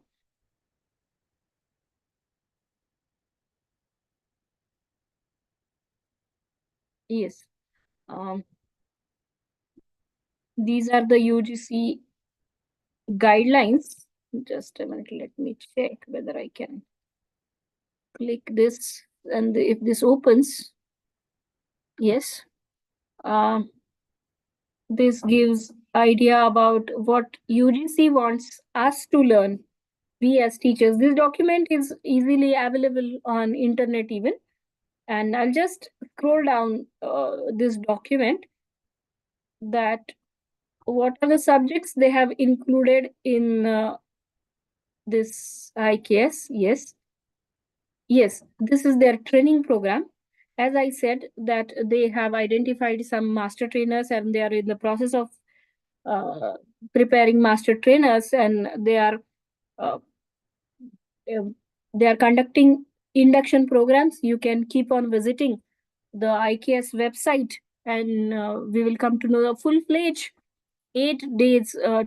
be conducted in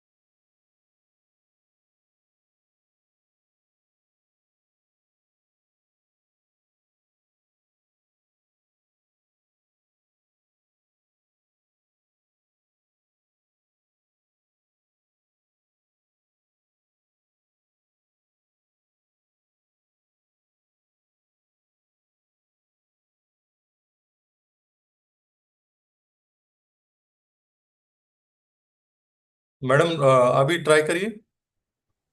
हाँ sir, अब हो गया sir. Thank you. Thank you. Okay, so we were talking about the UGC guidelines for this course, and we were talking about the trainings conducted by UGC and IKS, Ministry of Education's IKS division, about master training programs, induction programs, and refresher courses. So, those who wish to teach this subject, these are conducted here in the Malviya Mission Training Program Centers itself. So, can keep watching about these separate trainings about on this subject. And this model syllabi for IKS module in the induction program is available. So this will give us idea about, just now we discussed that what do they think as part of Indian knowledge system, but not limited to what has been discussed here. From here we can uh, go through the textbooks. Nowadays there are some famous textbooks all of you might have heard about. Mahadevan sir's book, which is available with me right now, even that is a very useful book, especially for technical education. In technical education, that is Introduction to Indian Knowledge System Concepts and Application by B. Mahadevan sir. Also, there are two volumes by Kapil Kapoor sir, so quite a bit useful information on that book also. Then there are 7 to 8 books. There is a bunch of books written by Sri Dharmpal. It is a old book. Dharmpal ji belongs. Dharmpal ji was a writer at the time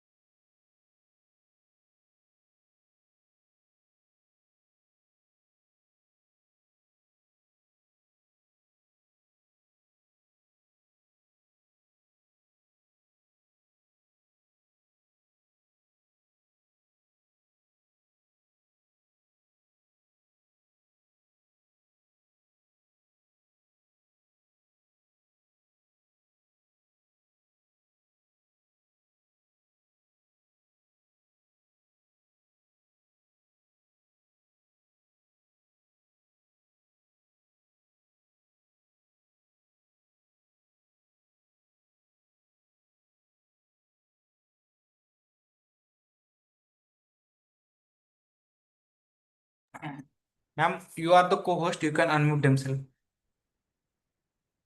Yeah. Okay. Okay, thank you. Thank you. I'm sorry for this disturbance. I don't know what has happened twice. It has happened twice. Anyways, I hope this kind of disturbance won't happen from my side. Thank you, sir. Okay, ma'am. So we were discussing about the book by Professor Dharmpal. So Professor Dharmpal is from the time of Mahatma Gandhi. He was a disciple of Mahatma Gandhi, and he went that time. There was no facility of getting the books photocopied or getting the documents photocopied or even digitalized. There was no scope of getting the documents digitalized. He went to the libraries in European countries all over the world, where he could find the documents taken away from our country by these people, and where he could find the documentary evidences that what were the contributions of Indians in various fields, and what were the situation when the when Western people conquered us. And there are many volumes. One of the volume is contribution of India in science and technology also.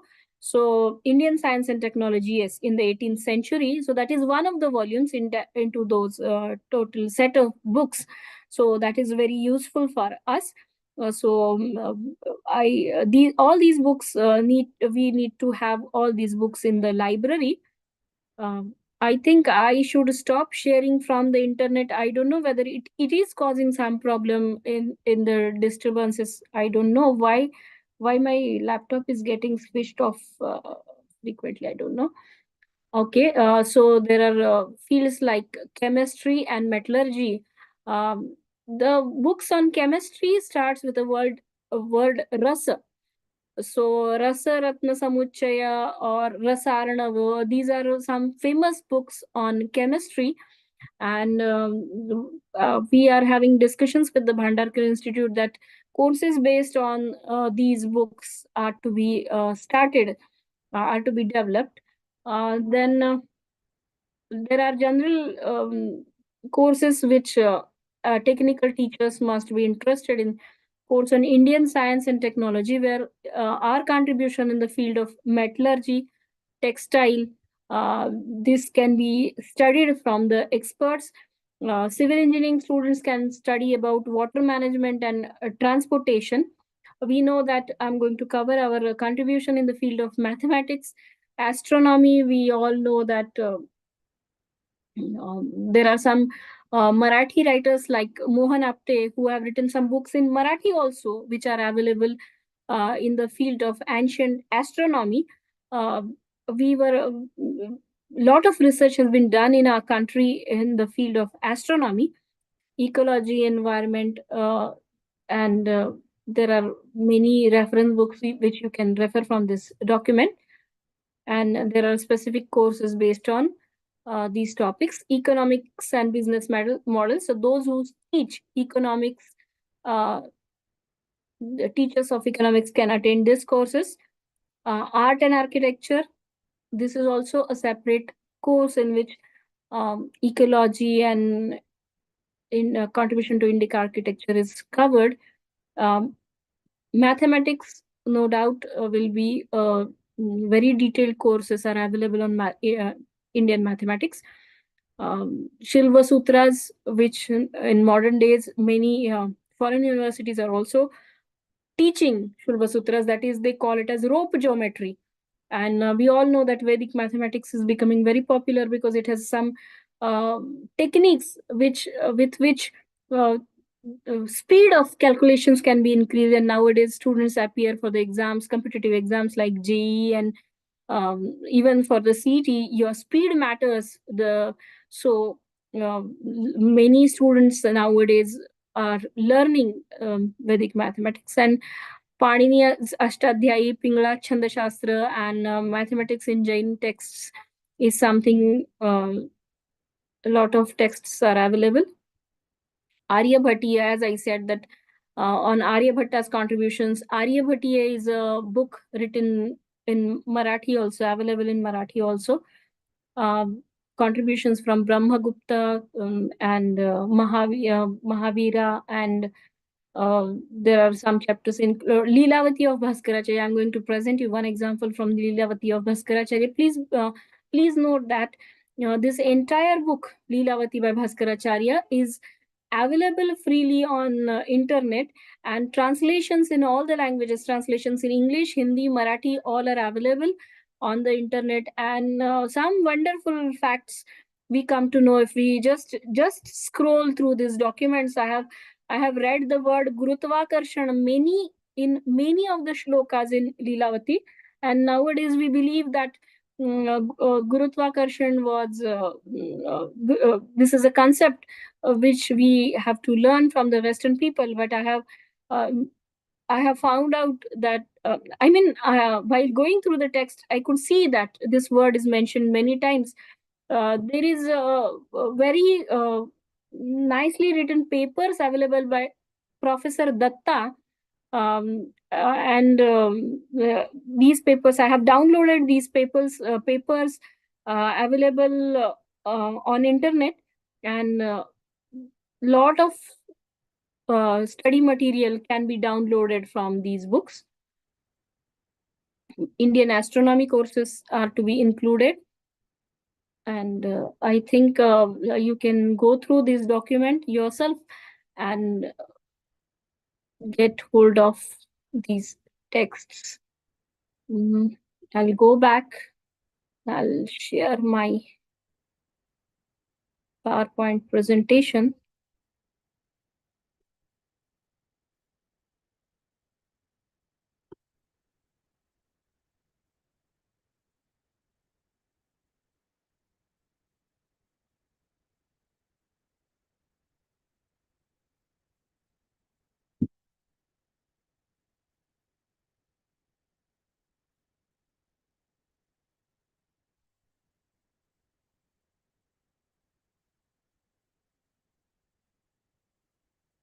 So we are almost coming to the end of first part of my presentation.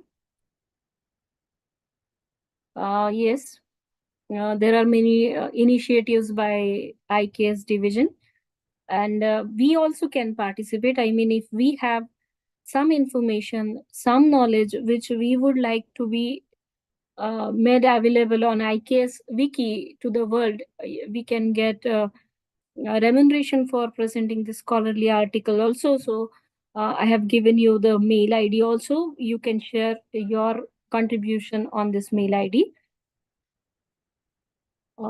Yes, a minimum of 5% of the total credits must be related to IKS in any of the course which we are teaching.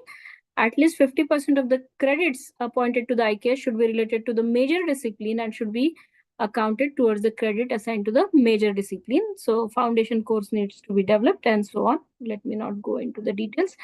I have listed down, I'll just scroll through it, that there are as I'm taking this for, I believe that many Marathi people will be there for today's presentation. So I have collected the books. Most of these books are available in Marathi on Indian knowledge system. So few books written in English also I have included, which I think should be a part of our library.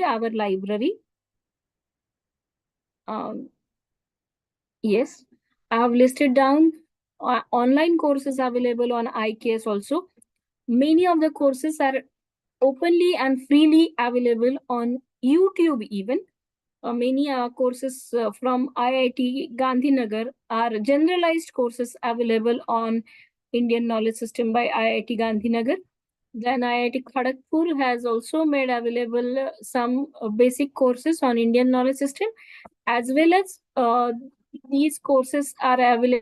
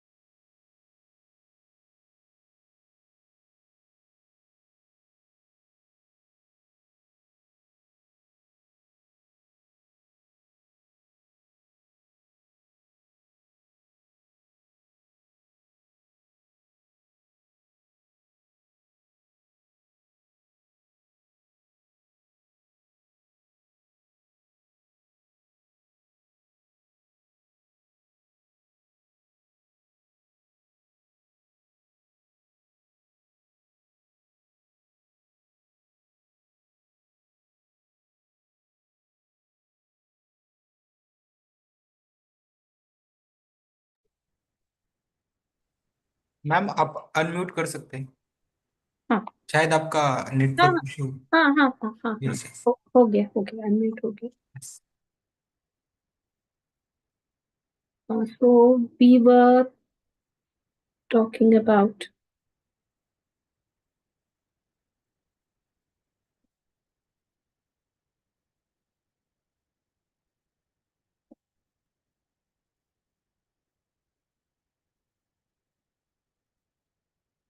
yes. So let me share everything got closed. Even my PPT got closed. So in this was my first session. In the second session, I'll be talking more about uh, India's contributions in the field of mathematics, in the field of metallurgy, in the field of water management systems, and we'll be going through some of the ways that how through how ancient people used to write their texts.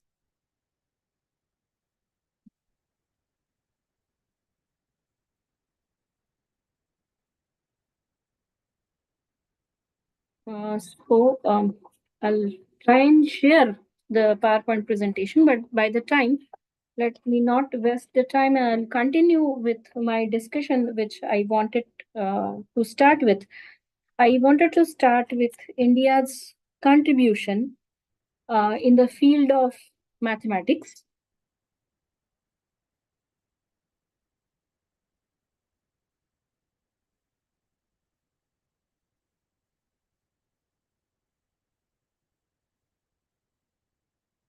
So we all know that Indian mathematics is a seamless blend of poetry,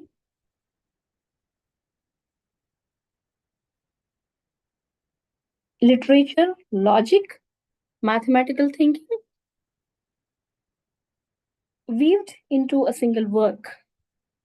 All great works of mathematics are invariably great literary works too, and they appeal to everyone on account of this natural blend. Therefore,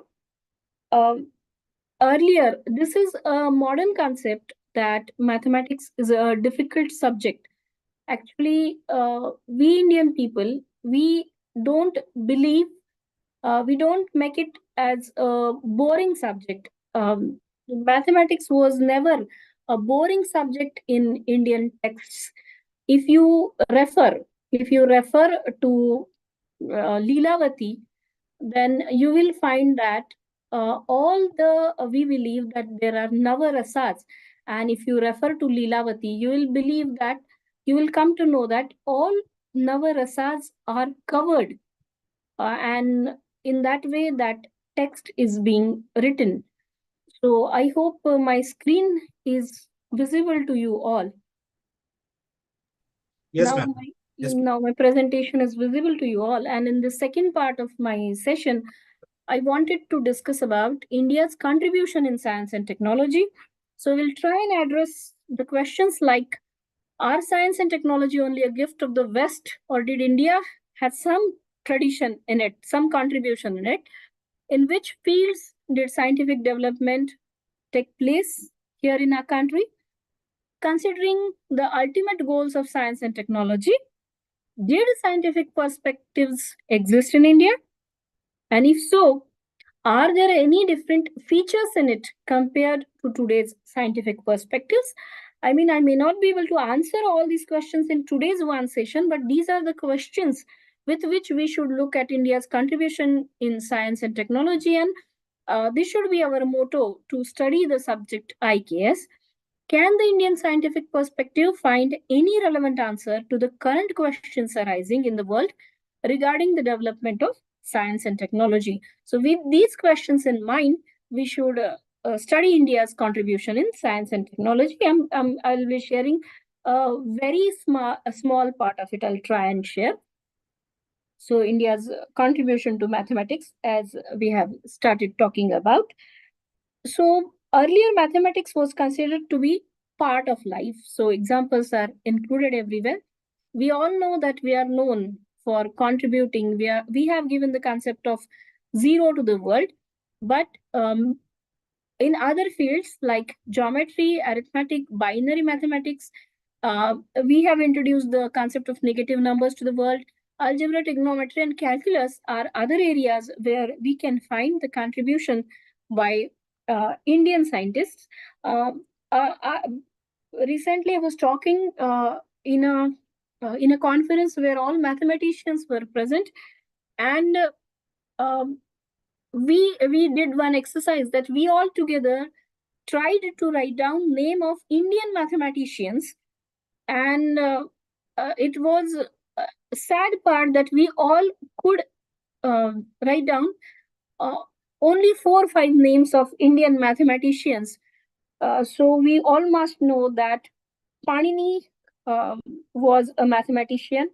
Sulva Sutra, written by Baudhayana, Katyayana, it is a contribution to the Shulva Sutra. As I said, it is nowadays taught as rope geometry in the foreign institutes. Pingala was a mathematician.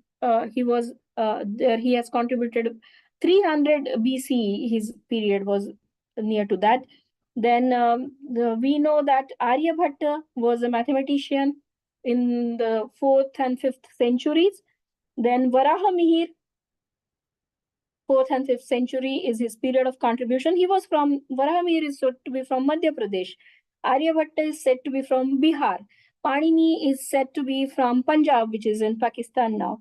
Why I'm telling these things, I'll come later. Bhaskara, first Bhaskara, there are two Bhaskaras who were mathematicians. First is from Gujarat, from 6th to 7th century. His contribution is there. Brahmagupta is there, who is from Rajasthan. Then we have Madhavacharya, who is a very famous scientist, a famous mathematician from Karnataka, 8th century. Jayadeva from 10th century. Sripati from 10th century. Then second Bhaskaracharya from 11th century. Narayan Pandit from 13th to 14th century. There is a lot of contribution from 10th century to 14th century. I don't know why there was a huge contribution in those 400 years, or whether the texts are available from that period, I don't know. There is someone, Munishwara, from 17th century, latest work available, and someone from Kamalakara from Uttar Pradesh, whose work is available from 16th through 17th century. Why I'm telling is the places from where these people are, that I was trying to find out a mathematician from Maharashtra so that I can add it to the list and tell you people. But I don't know why I could not find a mathematician from Maharashtra. So I would like participants to help me.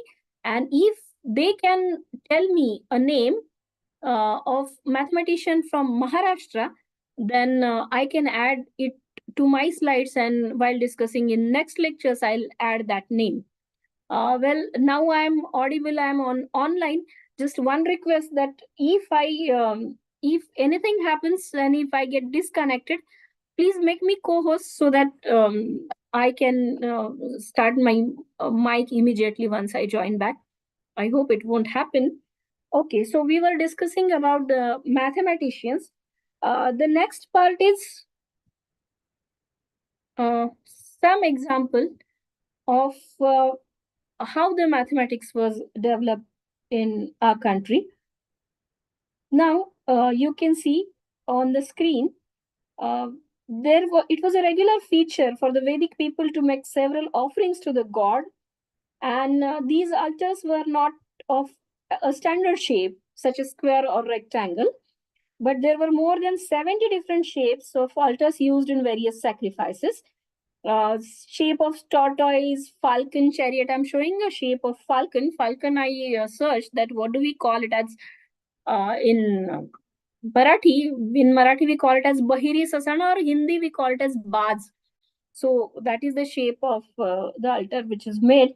And the main point is not that. The point is the construction of this particular shape, and many such shapes, same shaped things are to be made for different people at the same time. They have to be of exactly same shape. If you want to construct these shapes, it involves many complex shapes include, now you can observe the diagram.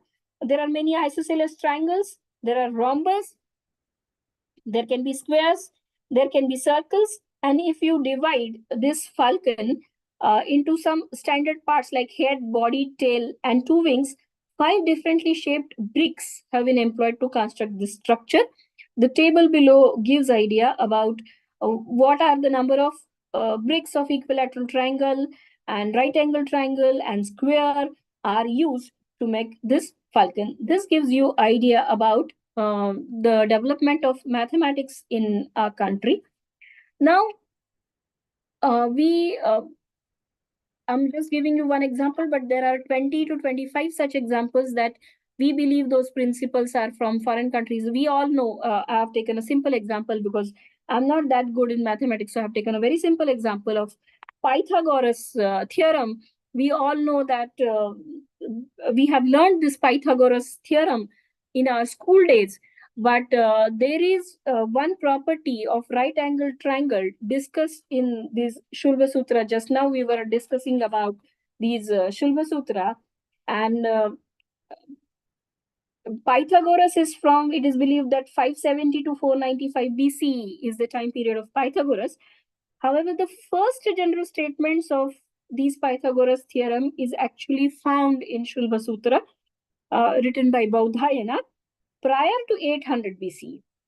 And the theorem Dirgha Chaturashra Syakshanya Rajjuhu Pashvamani Tiryakamani Cha Yat Prutha Bhute Kurutasta Dubhayam Karoti. This is what is written, which means that some of the areas of the squares formed by the lengths and breadths of the rectangle equals to the area produced by the diagonal of the rectangle. The lower triangle has got side A, this one as the side B, and the hypotenuse is C. So, so A square plus B square is equal to C square is what our Pythagoras theorem we believe. But nowadays people have started writing it as Pythagoras Bodhayana Sutra. At least this much change has happened. But this was one of the example. I said that I'll give you example of Leelavati. This is openly available. Leelavati is Bhaskara's book written in 11th century. It is the first volume work. And now you look, if you can read, I'll not read the original Sanskrit shloka, but how the math example is presented. 1/5 of a swarm of bees flew towards a lotus flower, 1/3 towards a banana tree. A number equal to 3 times the difference between the two. And then it is mixed with some literature. And then what they want to find out that how many bees were there. And this is written in the form of a poem. So mathematics was never considered to be a boring subject in our texts. And all our texts, now we all learn Bloom's taxonomy. We know that the highest level of any information, we believe that application is the highest level. That's why we keep the thesis and projects in the final semester so that the students can apply the knowledge, and we write the POs and COs using these words. So we all know. Now look, writing poem in a particular language is a proof that you have mastered that language. Writing a poem is a what you can say application of that literature. And this is a very good book in mathematics, where the person is showing his expertise in mathematics as well as in literature. We believe that two different parts of our brain handle these two subjects. So in ancient time, we Indians believe in equal development of both the parts of brain. And if someone has developed, mastered these both things, art form, literature form, as well as mathematics, then that work, that book should be considered more valuable than a book written purely on mathematics or purely on literature. So this was the type of development we targeted in ancient times. Our education system targeted. We did not compartmentalize it. We tried to make it with rasas. That's why we believe that sarasavati. So knowledge should be enjoyable. Learning should never be a boring process. If they all are from Marathi, it reminds me line from it is from, I think, Salil Kulkarni's song, शिकणे म्हणजे रमणे नाही दमणे झाले बाळा. The line is, शिकणे म्हणजे रमणे नाही दमणे झाले बाळा. This is not Indian concept. We believe that education, learning should be a enjoyable process, and that's why we include all these rasas in our writings. So now there is one poem from my side, but I'll discuss it later because that doesn't fit into the text here. Okay. Now look, our way of writing is not that simple. The way the old literatures are written is not that simple. If suppose a person like me reads this shloka that is written, I could not find that from who has written this shloka. Suppose if I try and read this shloka, I believe that some spiritual shloka is there. Now, each letter is associated with a number, which is called as Katapayadi Pranali or ASHS Pranali, which we call in computer science. Now, if you try and decode the above shloka, I have tried to find out using each and every letter into that, then you will find that it gives you the value of pi. Each number, G corresponds to 3. So 0.3. Then per corresponds, you can try and find out. Per corresponds to 1. So here, left hand side, 0.31. Then B corresponds to, must be corresponding to 4, as the number is 4 here, 0.341. So if a student in a class gets up and tells the teacher, sir, if someone asks me what is the value of pi, I cannot tell more than 3.14. Other digits I don't remember. But what if someone says that I can tell up to 31 digits? Then we will consider the person as very scholar person, that he can remember so much. Only the person if remembers this one shloka, then the person will be able to tell. At that time, I don't know whether this value matches with, it may fairly match with the modern value of pi, which we believe. But what I want to emphasize is, this is such a shorthand representation, because we come from Maukik Parampara. People used to remember everything. And if you want to remember something, then you have to make it, if you write it in this form, then it becomes easy to remember. So it is very difficult for us to find out that whether this is a technical text or spiritual text. It looks at spiritual text, but some technical meaning may come out of it. And to clear this example, I have added this poem. This is poem written by me. This poem, those who know Marathi can read this poem. And this is actually poem I had written when I was writing my thesis on microwire iridium. I have done my PhD in micro machining in mechanical engineering, microwire iridium.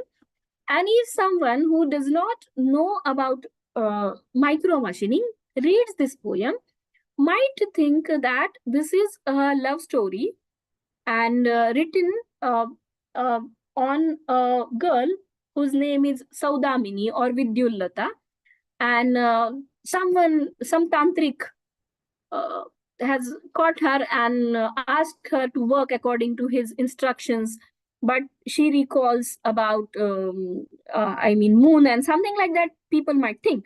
But those who know the principle of microwire idiom, if you read this poem, the entire principle of microwire idiom, that with the help of controlled electricity, you can cut difficult to machine materials which are otherwise very difficult to handle with intricate shapes. And if we plot the mathematical model, it took me more than 1 year to develop that mathematical model. And after 1 year, I found, when I plot the graphs, I found that they are in the form of crescent of a moon. And if you observe the cut done by microwire iridium under scanning electron microscope up to 1000x magnification, then we come to know that there is a moon shape form, that crater by crater cutting can be observed. And those all observations I converted into this simple poem. If suppose after 200 years, if this poem is found out, one single page of this poem is found out anywhere, people will give it to literature people, and they'll say this is a very ordinary poem and it has nothing to do with, they will not even believe that it has something to do with technology. So just to give you example,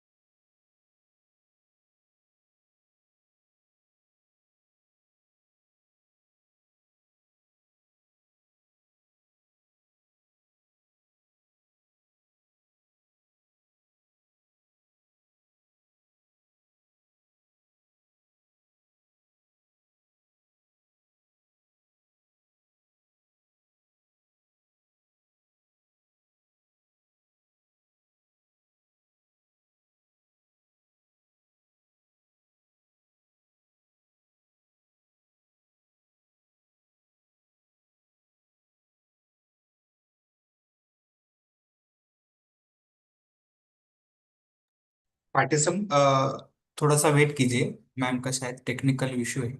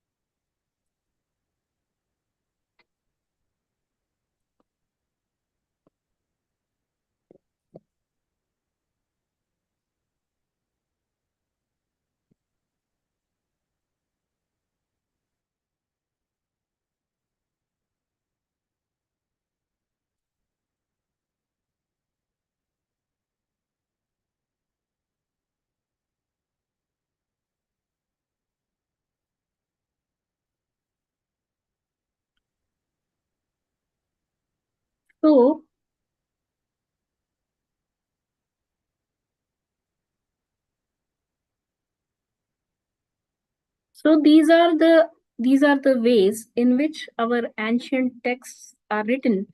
There is one more example. There is one more example of this Tamil mathematician slash poet, wonderful Tamil mathematician who believed to live around 800 BCE. And this example is from Shulva Sutras. It seems to be, this is something developed before Bodhayana, because this is a preliminary part of Pythagoras theorem. This doesn't prove to be correct. I have solved some examples using this formula given by this Pothayanar and found this useful for some of the Pythagorean triplets. I mean, he gives alternative method to Pythagoras theorem. He says that now the horizontal side is A, vertical side is B. Then he says that the C can be found out using 7/8 A plus half of B. Now, let us take one example that by Pythagoras, suppose A is 8, B is 6. Then how we would have calculated 8 square 64, 6 square 36, and 64 plus 36 100, and square root of 100 is 10. So we would have said that the C is 10. Now with this, 7/8 of 8 is 7, and half of 6 is 3. So 7 plus 3, 10. So easily we can find out C as 10. One more example is also quoted here about 28 and 21. Then it proves to be correct. But for some higher numbers, it doesn't prove to be correct. Might be we do not know the limitations, that what were limitations, or this must be a preliminary work. But I'm just trying to give you example that the proofs are available in the this is a proof from Tamil language, that local languages also some of the text can be available, which we need to study. Then this is an article which I think already I'm running short of time, so I'll not cover this article. This article is by Professor Datta, very nice article, Mathematics and Astronomy in India before 300. So you can go and check this article. Now next is, I'm really running short of time, so I'll skip this. Yes, I'll just run through this.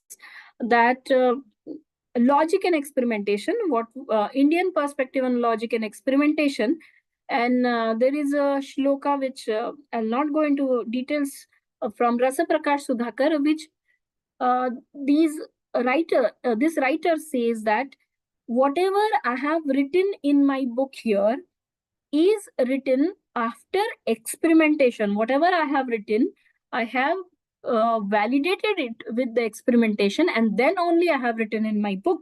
So just to give you idea that Indian perspective about research was based on logic and experimentation. As I said, that on each slide there can be a separate presentation. So much of material is available today, openly available. So yes, I could find the principle of turbine in Samarangan Sutradhar. I'll just go through it. And it is very simple that whenever we explain the principle of turbine, we say that the potential energy is there in the water, and when that potential energy is converted into mechanical energy with the help of these blades of this rotor, and then we convert this kinetic energy into electrical energy. The same principle is mentioned in Samarangan Sutradhar, and you can read it here. So I'll not go into the details.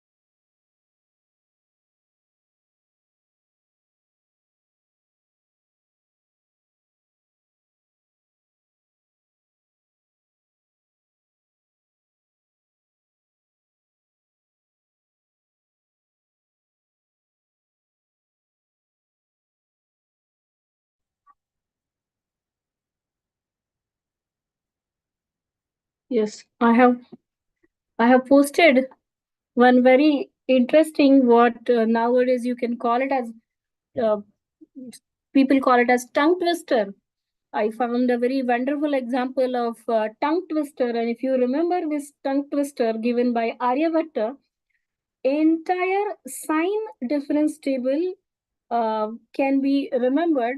And now you must be very irritated. It is 5:30, so I'll give you a simple exercise that everyone, your mics are mute. My mic is unmute, so I have to talk it loudly. You people can try with me at your places.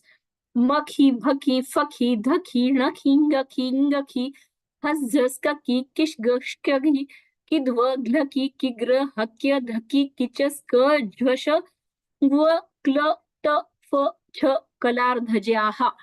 If someone can give this as tongue twister in your groups, I think this will be a wonderful example. And why should we give examples like Betty bought some butter and the butter was bitter, so she makes some more butter to make the bitter butter better butter? These are the examples which we give as tongue twisters. Instead, if someone remembers, our children remembers this as example, the entire sign table you can find. I have given the values also. The entire sign table can be remembered by our children. So time does not permit me to talk about more of our contributions in mathematics. Actually, I wanted to talk about the wood steel, India's contribution in. Actually, there are many examples. More than 75 pillars are available who are not rusted. We know one of it is very famous, that one which is kept at Qutub Minar. It was not there originally. From some other place, it has shifted to Qutub Minar. There is one at Mount Abu and some similar 75, one at Shrungeri.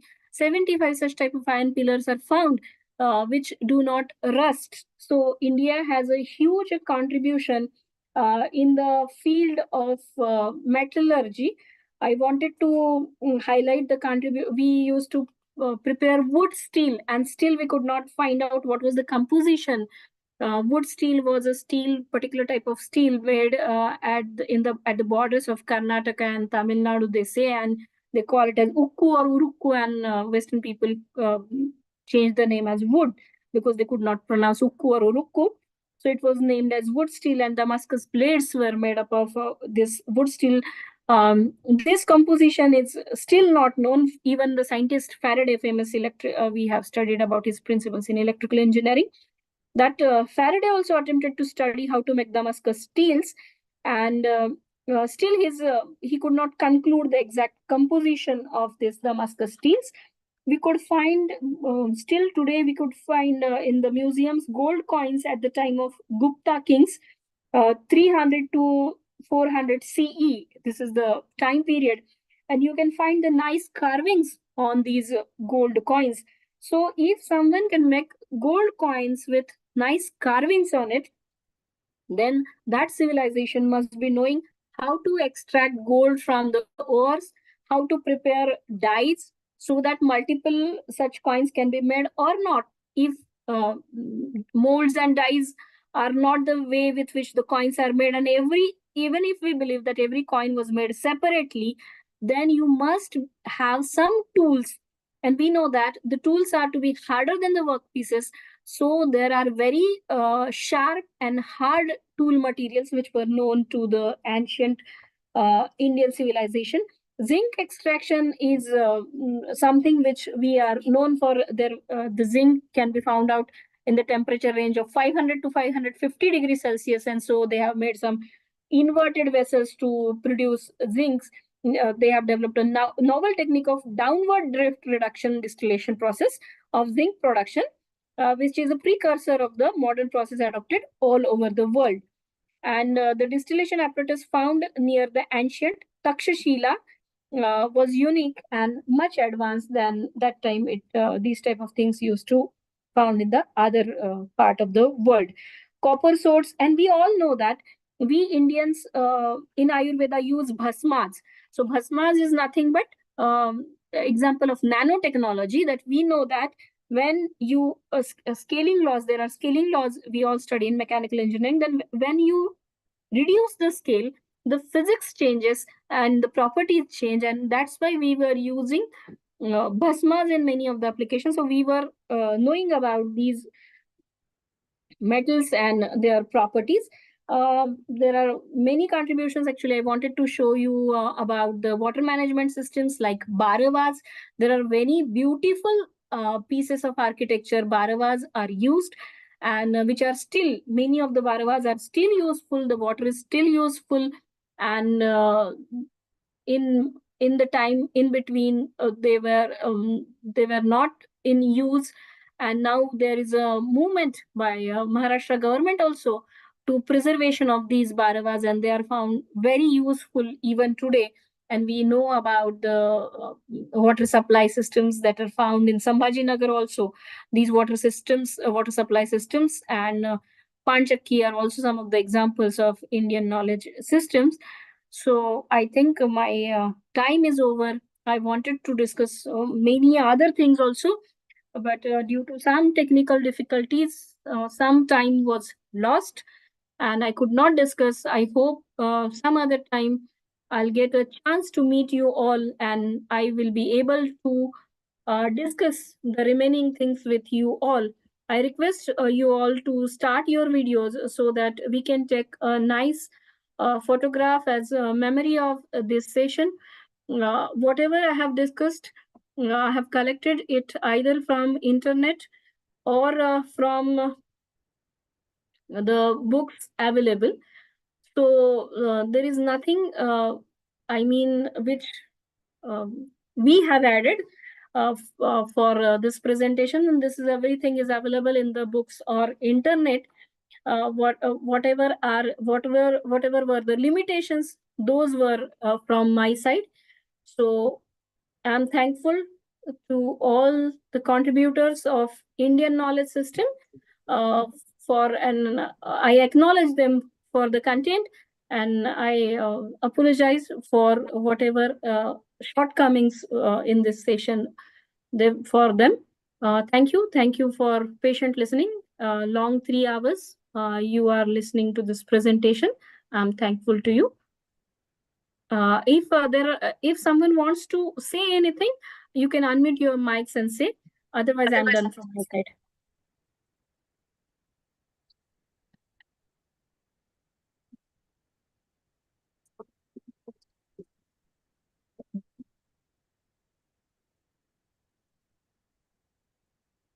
Please feel free. Whatever comments, suggestions, anything which you want to share, please feel free to share.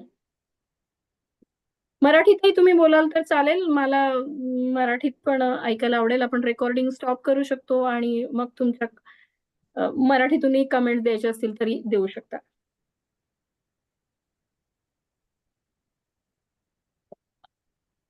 Okay, मला वाटत नाही काही. मला वाटतं तर सगळेच कंटाळलेले आहेत, सगळे थकलेले आहेत. 5:30 वाजून गेलेत. त्यामुळे आपण पुन्हा कधी या विषयावर बोलूयात. धन्यवाद.